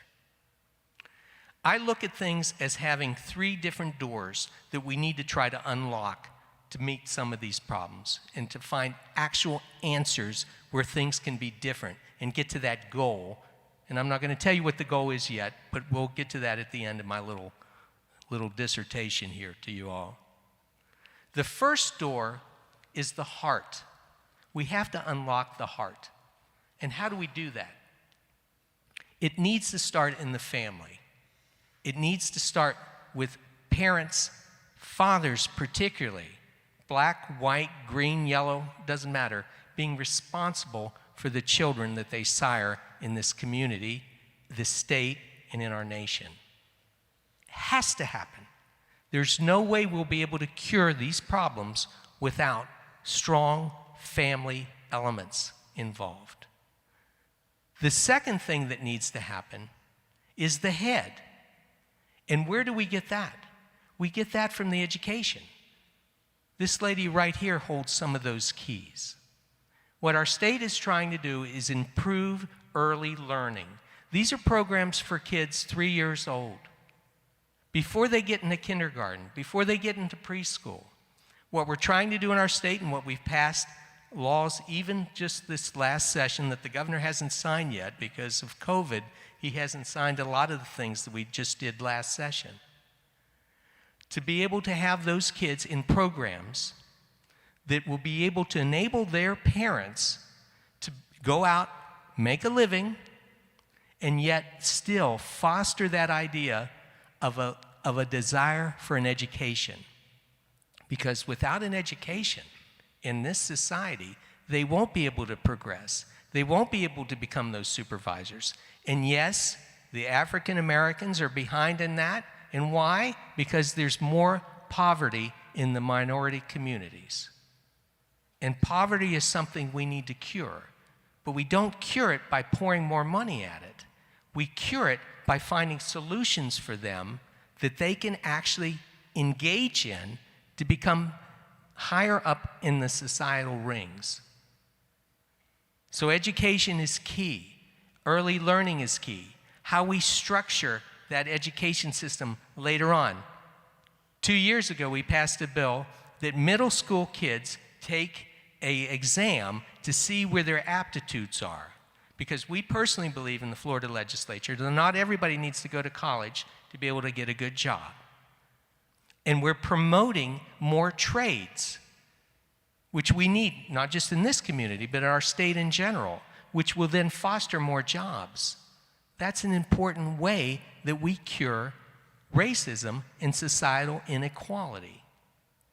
We're getting more apprenticeships. And I'd like to think that those CEOs that are involved in that public-private partnership will be able to see people for their ability and not necessarily the color of their skin. I don't personally believe that we should incentivize them to pick one race over another. I think we should incentivize them to pick everyone equally based on their abilities, their talents, and their desires. And I think our state is moving towards that. And the third door that I think we need to unlock between the heart and the hand is, the heart and the head is the hands. To be able to get our organizations into an area where we do have some criminal justice reform. We need to get more counselors into the prisons. We need to get less people in prison unless they're hardened criminals. And the state is making those steps. You all know that you passed a constitutional amendment a couple years ago to restore voting rights for felons. There's been some argument about that, but Pastor Doug even said, after they pay their price to society. Well, the debate is, what is that price to society? Is it the time they spend in prison, or is it their fines, fees, and restitution? That's where we're debating now. Some judges feel that it should just be their time in prison, but that actual constitutional amendment was written so it included not just the time served, but also the cost to society, including their fines, fees, and any restitution they needed to pay back for their crime. But I do think we need to restore those rights. And not just those rights, other rights. One bill that I'm going to propose next year is to change the Baker Act. Superintendent Himmel has said that now in our county we have a response team that actually can evaluate kids. You know, we had a bill last year that prohibited kids under the age of 10 from being arrested, because young kids sometimes that act out in classrooms can be arrested. It's a horrible thing, because then that arrest stays with them. So does a Baker Act. A Baker Act is almost like a felony on your record that you can't get rid of. We don't want that to happen to young children. Right. And that's something legislatively that we're proposing to change. Thank you. So those are the things that we're going to work on this year and even next year in the Florida legislature. But I can tell you, you need to have organizations responsible for the work that they need to do, and you need to hold them responsible. And I think that's something that government needs to take a little bit stronger hand in. But I think that in the Florida legislature, we're doing it. A lot of states aren't following our lead. And I'll take a couple questions if you have any. Okay. So do you guys, one of you guys have a question for Doctor? Well, not really a question, but a statement, because you said something very, very important that resonates with us, is the fact that our children won't get arrested as children for being childish, because that then Baker Act, arrest, juvenile detention center, mental facility, they're on the road to failure then. No matter if they develop past that point, no matter what talent, no matter what skills, no matter what they could do to be productive in society, they've already been branded. And for us, that's systemic, because it didn't start with these kids. I'm 66. It was happening when I was a kid. They called them delinquents, incorrigible, but it served the same purpose. And so when we're having this action is about really cleaning out the wound so that there can be healing. And you address some of those things. And I want to thank you for that. Thank you. Okay. Pastor Al, that's the last one concerning this. Yes, sir. I have one response. I want to deal with the statement that you made about the 70% of black homes are fatherless, and you're absolutely right. I am a product of a fatherless home. My mother raised 7 children by herself. 6 of them were boys. Where did we get fathering from? Well, first of all, we made each other accountable. The brotherhood was very strong. The older brothers stepped in. In a lot of black families, older brothers become almost like surrogate fathers. When the mother's away working, the older brothers must step up and hold the children accountable. You have a lot of that going on in black homes. The other issue that I think this community is lacking, when I was growing up, we also got fathering from sports, from our coaches, from school sports, also from Little League sports. Many of these coaches became like surrogate fathers who got us not only to practice, but also got us back home, and sure, we had meals, and they built relationships with our parents. Many times, and even so today, that's not going on any longer in a lot of the communities. There's a huge disparity in that. I believe a principle, if not prevention, then intervention.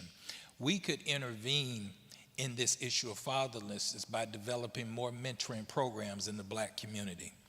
There are a lot of people that have skills within our community that are willing to step into the lives of children and begin to, I would say, become almost like mentors or models for them so that they can be empowered. But in order to be able to develop these programs, we need funding, we need grants, we need access to funds and resources to be able to connect these kids with the things in which they need.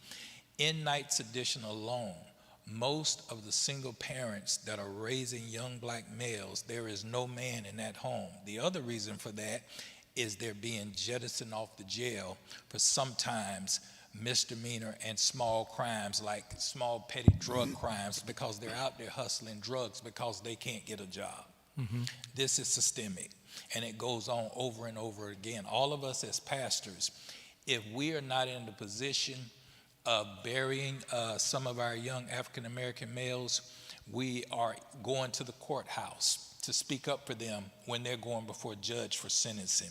And I don't know how many letters that I have written, Bishop have written, I'm sure Pastor Langley has written, Pastor Sutton has written those letters.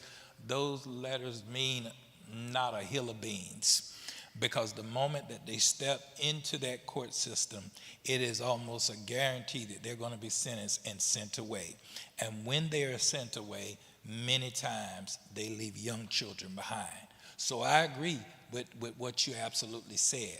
We cannot make many, I'll go back to this. It would be impossible for us to stop it by saying every black male that has a child needs to step up and be a father to that child. Yes, that is in theory what needs to be done.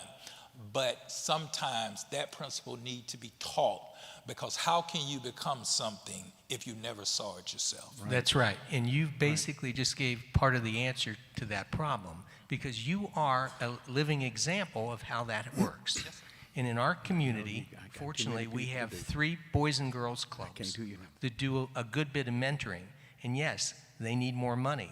But did you know the club in Inverness basically just got remodeled from grants that they've had, both from the state and some private benefactors?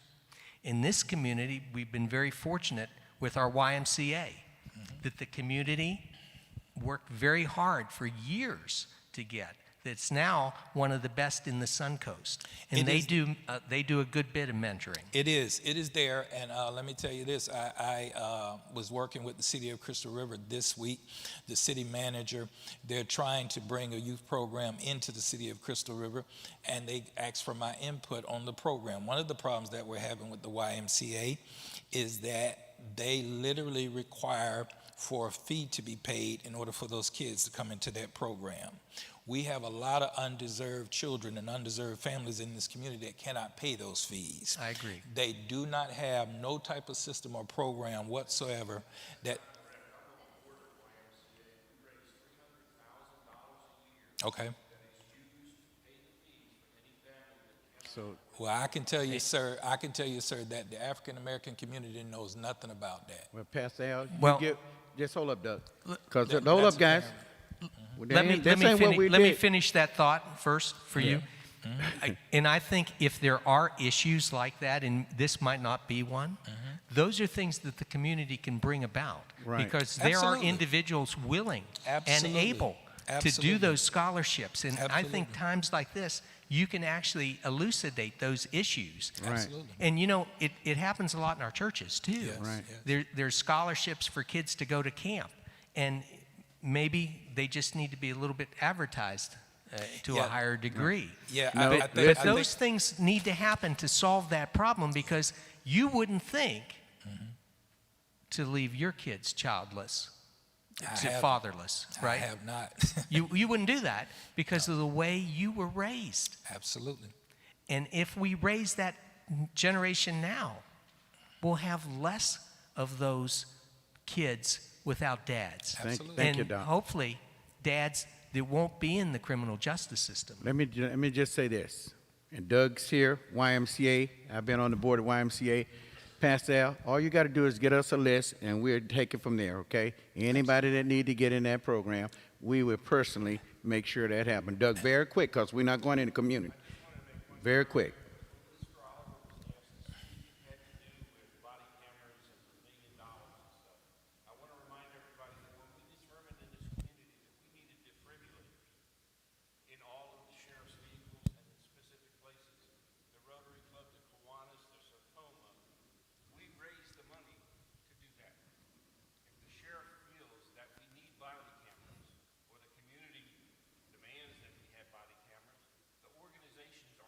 Right.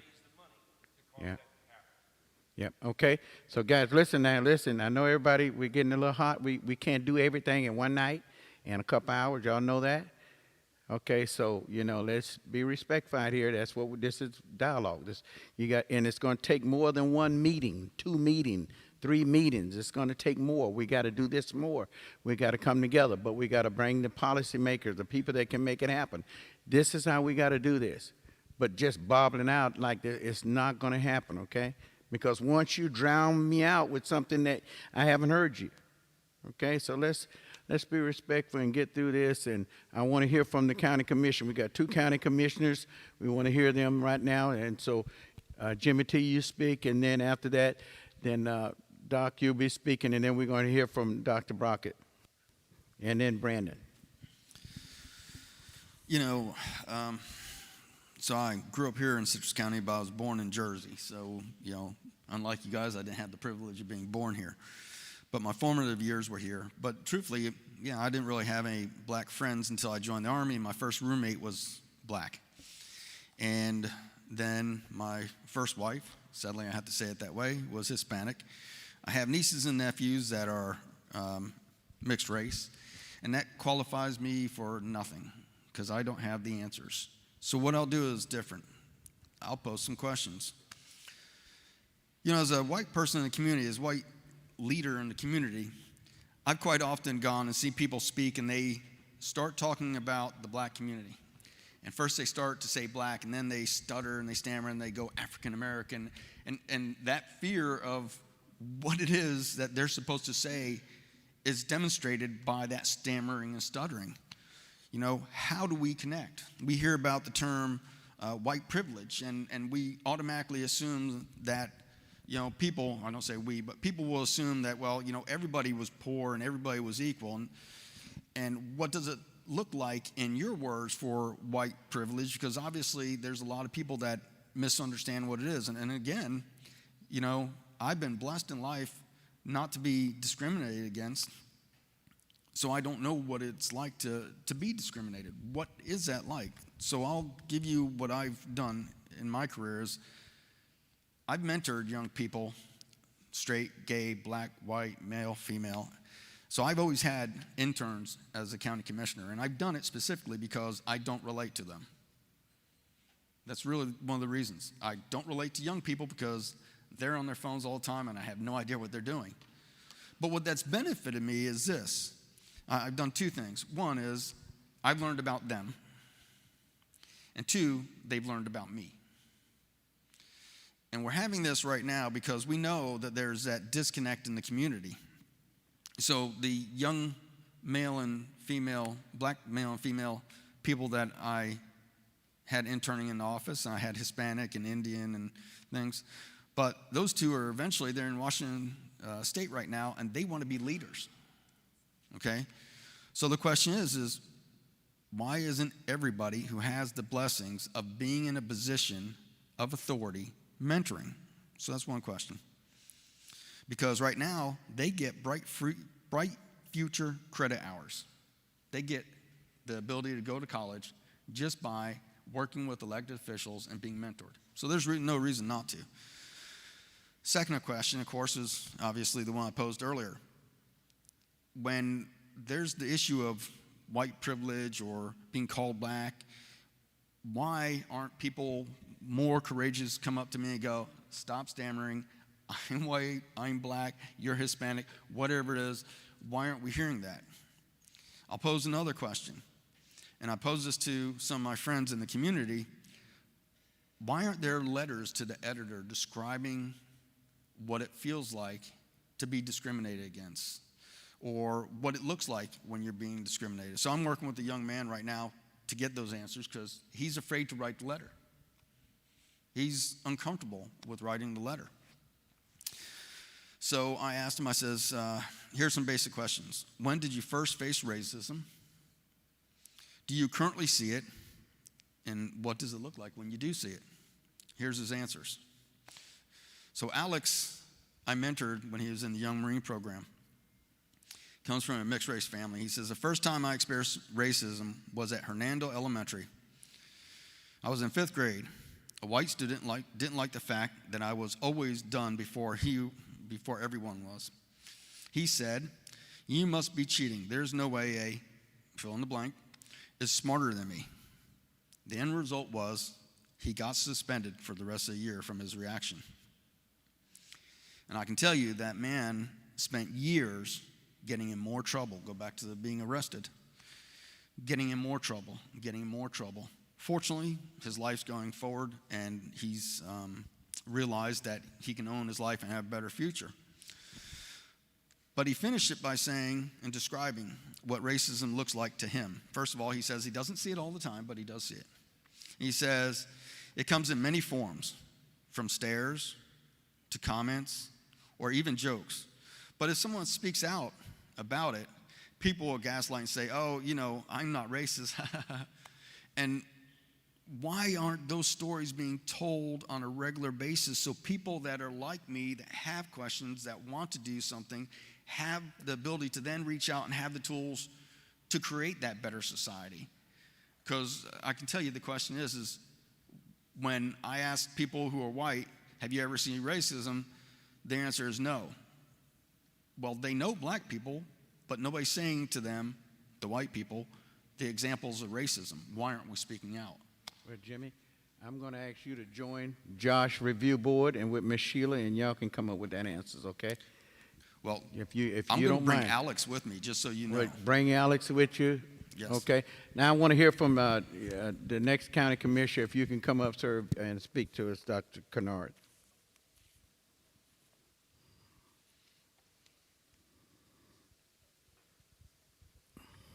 Yes, sir.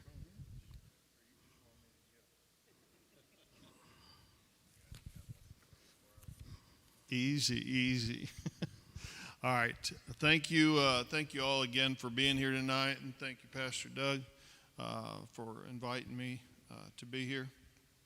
My name's Jeff Kinnard. I am a county commissioner here, and I'm just going to touch on something that I spoke about last week and has been hit on multiple times here this evening, and that is I truly believe that it takes getting back to prayer to solve this problem. I do believe it's solvable, but we're going to have to get back to God. We're going to have to get back to Christ. We're going to have to get back to prayer to solve this problem. As a county commissioner, I get calls about everything literally under the sun, from somebody spotted a cow walking down the street to potholes in the road. And a couple weeks ago, I get a call from Ernie Olson out at the Academy. No, he's not at the Academy of Environmental Science. Where is he at? Marine Science Station, thank you. And he sends me some pictures of a ship that has washed up on the shore over at the Academy of Environmental Science.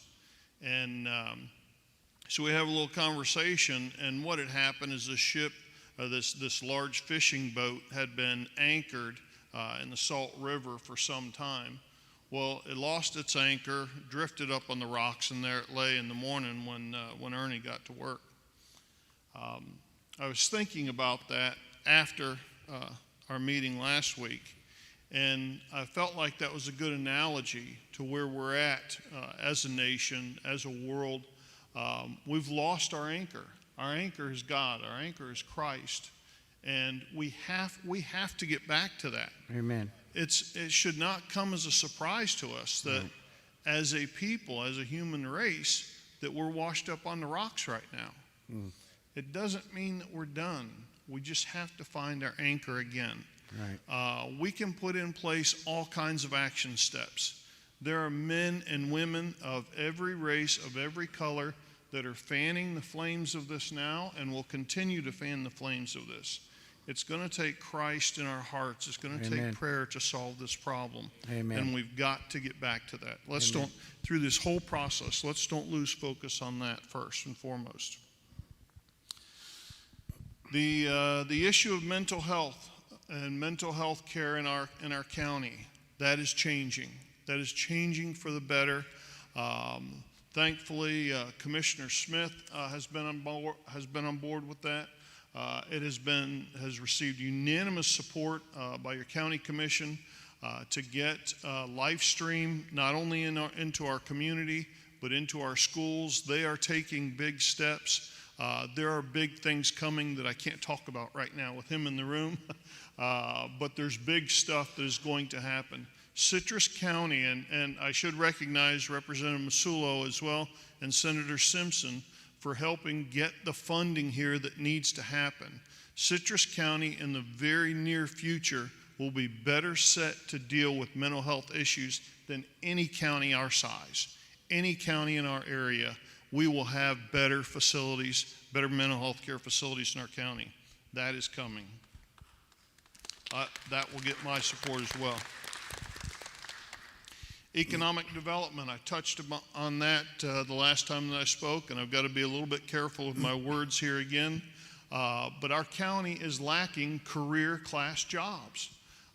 There was a story in the paper, I think it was over the weekend, where Mr. Mulligan said that Commissioner Kinnard came out of right field with, so I think it was a compliment, that I came out of right field talking about economic development and creating more stakeholders in our community. That's what we need. That's what we need are jobs here that people can actually earn a living income from, not just service jobs. Yes, the tourism is nice and it provides a lot of service industry jobs. We don't want to lose that. But we have to have jobs here that allow a man or woman to go out and go earn a paycheck that they can support their family with, that they can not only do the nice things that other families do, black, white, or whatever color, but they can have the things in their home. They can drive a vehicle that when it breaks down, they can pay for the repairs. They can take the vacation. Imagine that. Take their families on a vacation. Those are career class jobs that we just do not have here. It's forever been talked about that we're lacking a good transportation infrastructure to make that happen. It's more than that. That's coming. We can all see that's coming. I had a great conversation with our Director of Economic Development, Bruce Register. I had a great conversation, long conversation with him on Tuesday, I believe it was. And he walked right through the whole plan, all the different things that have to happen before those jobs come. And I said, Bruce, you bring them all to me. If you can't get them on the agenda, bring them to me. I'll put them on the agenda. We have to get moving. We have to get these things. This guy it's been his whole career in economic development. We can't handcuff him. Citrus County has got to do a better job. We just cannot be reactive. We have to be proactive at attracting businesses that will bring career class jobs here. And I'm determined, if I'm still there 4 more years, I'm determined to work on that. Doc. Yes, sir. It's been said in Citrus County that Citrus County want to become small, don't want to grow. We don't want nobody to come here. So therefore, when they try to come here, the impact fees and different things is so high that make it high, so the businesses can't get it. Is that, I mean, what is the consensus of the board? You tell me. That has been the perception for a long time. Now that's what's been said. Yes, there is still, and I commented some on that with my own private issue that I've got going on. We will find out who the people are that are being hurdles or barriers to good, solid, job-creating development in this community. We'll retrain them or we'll replace them. Okay. That's the way this is going to work. Thank you. The one last thing, and then I'll be happy to address any questions that anyone's got. Again, the YMCA, I also sit on the YMCA board, and Doug was exactly right. This community is extraordinarily generous in donating to the YMCA, specifically to help underprivileged folks be able to afford to come out there and enjoy just an absolutely amazing facility. Yeah. I'd be happy to sit down and have lunch with you, have a meeting with you. Let's talk about it. We'll go out and tour the facility and find out a way to make that happen. The YMCA wants our community being served by that facility. The generosity is just truly unbelievable. to help young folks out. So let's do not let that be a barrier. Thank Okay? you, Doc. Thank you. All right. So Any we're questions? going to move on with that. We want to appreciate you. Thank you for telling us and allowing us to get some thoughts of the county commissioner, okay? You got? Okay, but listen now, what I told you guys. Pastor Doug? Okay, I got to go some places, okay? I cannot answer everybody's question out here. That was the rules of the game before we started, right? Okay, I got some more people to talk to, so we're going to get those things addressed, and then we got questions, people that already have asked some questions. Can you ask the question now? Yes. A couple I'll group together. As a small business owner, how do I use my business to help make a difference? That was Can the someone question. address that? Say As it a again. small business owner, how would someone use their business to help make a difference around this equality and race issue? Well, Josh, can you answer that? Because you're pretty much in Chamber of Commerce. Stand up, Josh. Josh. I think it was more directed. Josh. Thank you, sir. I'm in a church. I'm Catholic, so I'm used to getting up and down. So the question is, get engaged in this group and other groups that are popping up, and say to yourself, now things are going to change. So you're saying whoever asked that question to get in touch with you. Get in and touch you with can make me that happen. because Okay? we're gonna get engaged in the community, and we're Okay. gonna find out how we can help. Because Okay. we haven't been asking the right questions. All right. Next one, Ms. Sheila. Several questions for the sheriff. What's the number of minority law enforcement officers compared to the greater number That's to the of sheriff. officers? Say the last part again, please. What is the percentage, basically, of black officers compared to the Well, bigger you, number? you said minority the first time. Yes. So we minority. have black officers that are exactly spot on percentage-wise as what our population is in the community. Our Hispanic officers are a little more represented percentage-wise than the community, and I believe our Asian officers represent right about what the same percentage is for the Asian population in our community. Okay, can you tell us those numbers? Say again? Can you tell us the numbers? Not off the top of my head, no. I don't have my annual report. I can tell you that I have 6 black officers working for me right off the top of my head because I've ridden in a patrol car with them over the past 3 years. But all of the other Hispanic officers, I can't tell you that number off the top of my head. Okay. Okay. So we want to make sure that whoever's addressing that, make sure they go to the sheriff department and human resources or the sheriff. He's got an open door policy, make sure he get that information. All right. Okay. The sheriff's office, is there any mandated implicit bias training? Say the question again. Is there because- any mandated implicit bias training? Yes, there is. We do diversity training and implicit bias training every year. And it recurs, so every year? We're doing that all the time, and it's documented in our training files. Okay, and any accountability measures to ensure that officers are practicing in alignment with those trainings?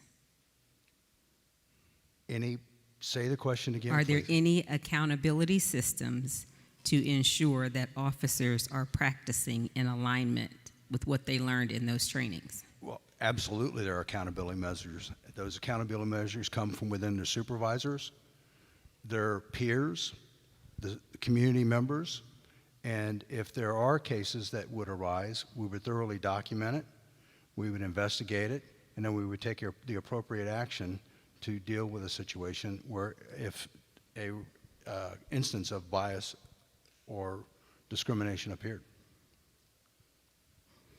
Okay. And- So in the next So few, before you get away from me, I want to take one liberty here since all these questions have been coming out to me. And I want to thank Chairman Kinnard, and I want to thank Dr. Massullo, who is our state representative up in Tallahassee, and all of the county commissioners who've worked very closely with us in the sheriff's office to help bring Livestream on board. That's been a very long overdue journey to help us out. But there's one person who's not here tonight who was at the meeting last week over at the new Church Without Walls out there on 44 in Lecanto. And that is a gentleman named Gene McGee. And through Gene McGee's peerless and fearless dedication to something very important, he helped us navigate the hallways of our state capitol to ensure that the message was heard loudly and clearly by all 160 members of our state legislature. And then he lobbied the governor's office to ensure that that item was not vetoed from the governor's budget so that we could actually get that into being here to help us out. And what that does for us, ladies and gentlemen, is it expeditiously gets the citizens of our community into the right healthcare professionals' hands instead of the sheriff's office having to go out and intervene and then drive an hour plus one way to one of those other facilities and see if we can get someone into the services that they need to help them out when they're having a mental health crisis. That is precisely what we've needed, and I'm really proud of our county commissioners and Dr. Massullo, but Gene McGee as well for making that happen. Thank you. I do want to do this. I think what's needed, and with the sheriff and all the candidates, I think something that will happen within the weeks. I talked with the pastors. We'll try to get more of a forum where we can address more political issues with. But tonight, like I said, this is something based on what we've seen. And so tonight I've asked a couple of people to step up to the plate. So pastors, we'll be getting together and getting a little closer and focus in primarily on what we need to focus on and accept more questions from the audience, okay? But I want to hear from Brandon, who is a pastor here at the church here, and then we're going to hear from Dr. Brockett, then we're going to hear some more from Pastor Tammy and a couple more, and then we're going to close. Dr. Brockett, if you come.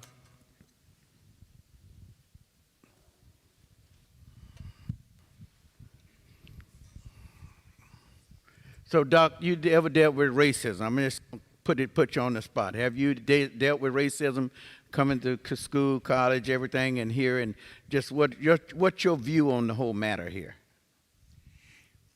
Well, I've heard a lot of eloquent speech tonight who are people who speak, for a living.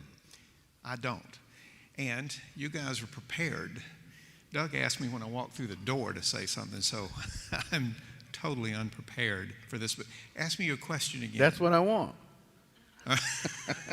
Well, you got me where you want me. I would have to say that some of the things I've been thinking about since I've been in here is that of white culture, because the majority of the people in here look like me. And I have to say that white culture suffers from apathy. We go to work, we do our jobs, we go home, we socialize, we hear about things that happen. It doesn't affect us, so we don't really care. And that's a real problem. But also amnesia, because if you've lived here more than 3 years, you know of an incident that took place in our county where African-American couple that live in Citrus Hills had their property defaced. And I was outraged by it. And the next day I went to their home to really apologize for this community. Well, somebody had already gotten there before me and painted over these racial epithets. And I was so proud that I lived here then. But I went home and I said to my wife, I don't like the undercurrent of racism that I'm seeing in this county. What can we do? And she invited friends to her home, a couple of African-American women that she knows and her friends, and just had a social time. But we forgot. We have amnesia, and that's a problem. So and there's a problem that we have in our community, in white culture. We forget. I just want to point it out as a problem. And I did have one question, and the sheriff seems to be getting all kind of questions, and I apologize for that. But there's a sort of a movement now of defunding the police, which I obviously think is ludicrous. But in Camden, New Jersey, they had something, I've been reading about this, they abolished the police department, rebuilt it. Do you know anything about that? You could educate us about that? No, I'm not familiar with that issue. Okay. Well, good, you're off the hook. Doug, can... Thank you. Yeah. So Doc, you had something at your house, right? When the racial slurs, and your wife bought people over, right? Yeah. But you didn't bring me over. So I said this was a women's thing. No, I'm just kidding you. Thank you very much. Thank you. We're going to hear from Pastor Sonny Wright. Good seeing you, And man. Pastor Sonny Wright is going to come and dress us. And then we're going to hear from Brandon, and then Pastor Tammy, if you guys can close us out. Yes. You Yes, I'm one of the associate pastors of the New Church Without Walls, and I'd like to share my experience and from what I've learned over the years of 64 years of living, because people are people. And the one thing that I realized from what the scripture says on the standpoint of who we are, there's two types of people in the whole entire world. No matter what your race, your gender, or who you are. The Bible says there are believers and non-believers. Now, if you don't believe, then your motivation is your own personal interests. But as a believer, you have a responsibility to somebody higher than you. Mm-hmm. And you constantly fight. Paul said it like this: when I want to do right, evil is always telling me something wrong. We have choices to make no matter where our situation or where we at. We could put the blame on anybody in all kinds of circumstances, but it boils down to what decision you made. Because you're going to be held accountable for it. You can throw the rock and hold and hide your hand, but he sees. Because you're going to answer to him one day. So it's a question of what you're going to do now. Because we're already here, we're born. Our next move is we're going to die. Now, what you're going to do in the process before you leave here, it's up to you. It's not society. It's up to you as an individual. If wrong is wrong, wrong is wrong. Right. There's no justification of that. It's the decision you made. Right. So that's the question I'm posing to you is, what are you going to do about it? Yes, thank you. That's good. It's up to you. Amen. Thank you, Pastor Sonny. Thank you. Pastor Tammy is your daughter here, right? The one that led the protest? Which one? You want to come and say something? No. This is my baby girl. She's not here. She's not here? Well, I was going to let her hear from Pastor her Doug. tonight.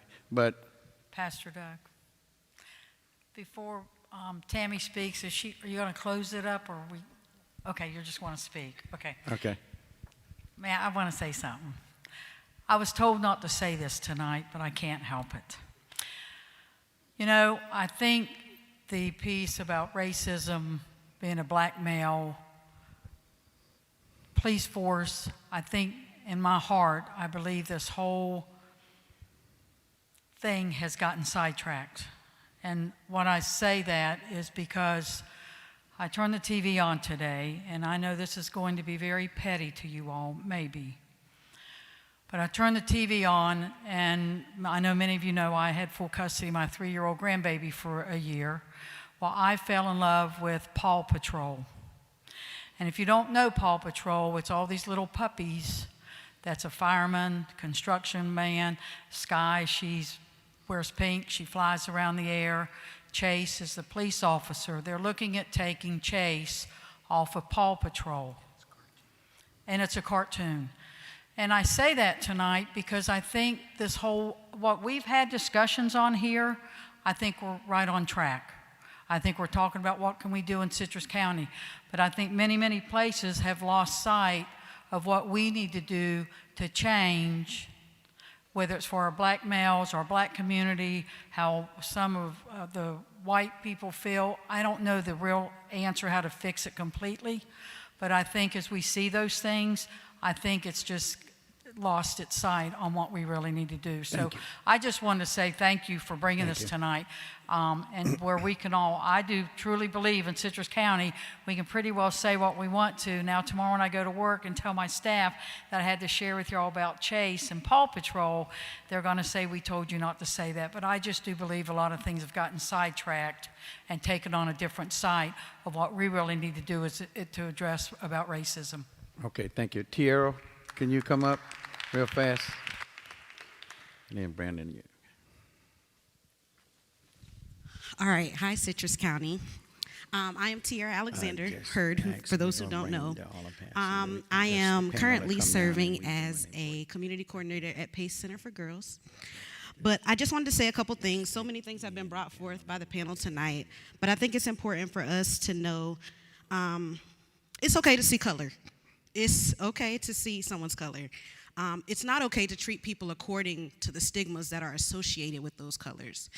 I've heard a lot of people say lately, like, oh, I don't see color, I just see the men. That's not true. If you see me, I am an African-American female, and that's okay. But treat me according to the person I am, not the stigmas associated with that color. Also, don't be scared to have tough conversations. Dr. Brockett just said, like, his wife had friends over to talk about that. That's great. That's a great start. So once we have these conversations, don't stop there. Figure out how you can be the change that you want to see. Figure out what you can do, how you can help your community, and not just your community, even your friends. Like however you can be of assistance, start there. And also, I've heard a lot of people say, like, I may not understand or have had the same experience. That's okay too. It's good to have your truth. That's great. Have your experience. That's also great. But be able to have conversations with people. And maybe you can't understand their experience, but you can at least be there to hear it and have open dialogue and conversation from there. So that's all I wanted to say. Thank you. Thank you. So thank you.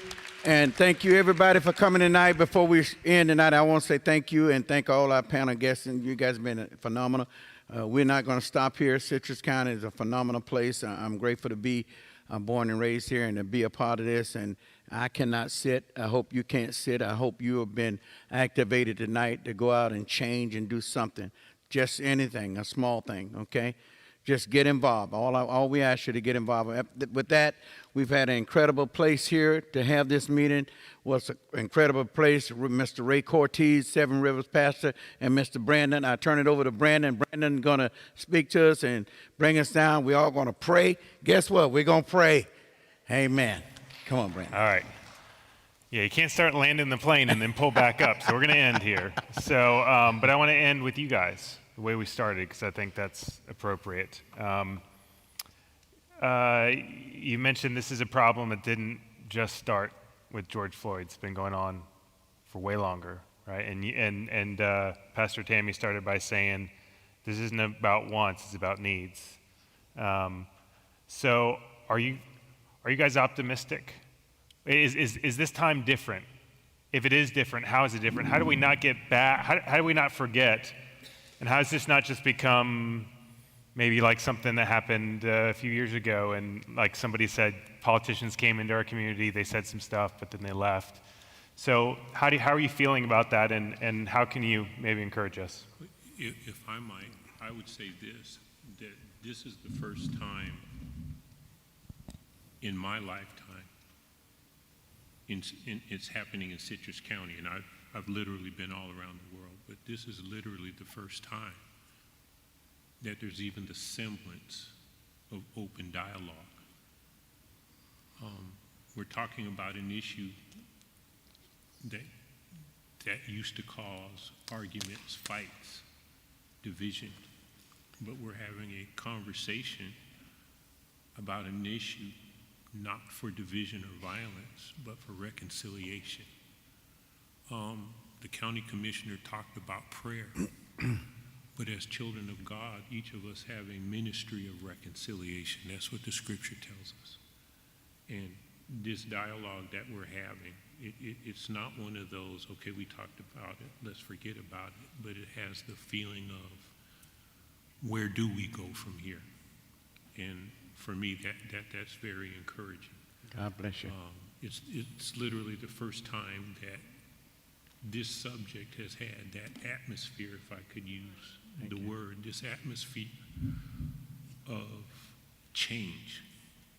And hopefully that it doesn't stop after a couple of meetings, but real change. Reconciliation happens both with God And then that reconciliation, as our anchor holds, that reconciliation happens between our hearts. Yeah. Do you guys want to jump in on that? I am optimistic, and what makes me optimistic is what I saw on Friday and what I saw on Sunday, and the tremendous support from all races, all generations at both of those locations on Friday and on last Sunday. In these conversations, what I hope won't happen is that it's just a conversation. I feel like if that happens, then it's just a waste of time. There are conversations that need to be had outside of this general public area so that we can actually get to the root causes. So I don't feel like all questions were answered. I'm an honest person. I operate in truth. I don't feel like all questions were answered, and the issues that we really needed to discuss were discussed in detail. The other thing I want to say is I don't want anyone on this panel or in the audience to feel like it was a us against them kind of thing, because in some responses I did hear some, a little angst, but no one needs to feel that way because that's not the agenda. We're here to unify in order to get a job done for the good of all people, not just one race, but for all people. Right. And so that's what we're here about. So I'm optimistic in that. Sam Himmel said, I'll give you my cell number. So we'll have a further conversation so that we can aid in the change that needs to occur. There are a lot of us that are willing to serve on committees. There are a lot of us that are willing to answer those questions that you have. But this may not be the place to do it because it's 8:28 and I'm hungry. So, we'll have time to do that later. But I do have some optimism. Thank you. Yeah. I definitely am optimistic. At the last meeting, I started out by saying, come let us reason together. The reasoning is going on. Right. It has been continually going on. My email, my Facebook account has been inundated with people reaching out a hand to help and to really want to bridge a gap and to come together. I love this county. It is a very unique county. There's nothing like it nowhere. But I do think that we can go further. I also think that also us as African American leaders in our community, it has brought us closer together. Yes. And we're not just heralders of the gospel on a hill preaching in our own corner. Right. Now we realize that we have great work that we must do. Amen. And great pains we must heal. So I'm very optimistic. Yeah, that's great.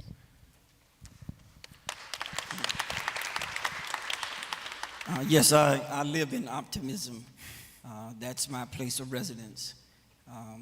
I was very inspired and very encouraged by the protests on Friday, and then to see the young people mobilize, to see them come together, 18-year-olds, just graduating from high school, who saw this as not just something that happened in Minneapolis, but the effects of what has happened touched them, that they were able to begin to mobilize and come together and begin to organize and stage a peaceful protest.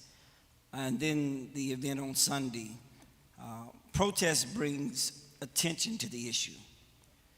Every major change that has happened in America has happened through protest. It brings attention to the issue, which brings us to the conversation, which allows us to begin to have dialogue. Once we begin to have dialogue, then we can begin to put feet to words and begin to make things happen. And it's wonderful to be able to come together in a forum like this, but it cannot just end here. Right. Most of the major things that happen in small groups. We come in great forums like this and we tend to say things that we think people want to hear. But it's behind the closet, it's behind the doors, where we're able to really put things on the table and begin to really address the needs that are desperately needed in our community. And we have a wonderful sheriff, we have wonderful county commissioners, we have wonderful people that serve in our community. It's now time that the leaders of the black community and the leaders of our government come together and really begin to strategize and how to effectively influence and impact not just the black community, because we all live here, but to impact our whole county and make it a better place for all of us. All right. Amen. Hey, would you guys thank all of our panelists for being here tonight, and thank Pastor Doug and Bishop Hopkins. Would you mind praying us out? Thank you. Hey, I'll speak just. Let's bow our heads. Father, we thank you for being the great God that you are, the God of might, the God of power, the God that has created us in your image. And Father, we thank you that though a rupture has come in our nation, we understand that it is through the blood of your Son that this rupture will be healed. Father, I pray that conversation will continue on from this day forward, that the conversation will be intimate, and that we will join ourselves together as brother to brother, sister to sister, as a community to a community, that we may be one even as you and your Son are one. We pray that you would keep us safe. We pray that you would continue to build this community. But most of all, God, continue to give us as leaders vision to see far beyond where we are right now. We thank you for this moment. In Jesus' name we pray. Amen. Amen. Thank you. Man, thank you guys. Thank you, Brandon. One more hand for Have a great Brandon. night.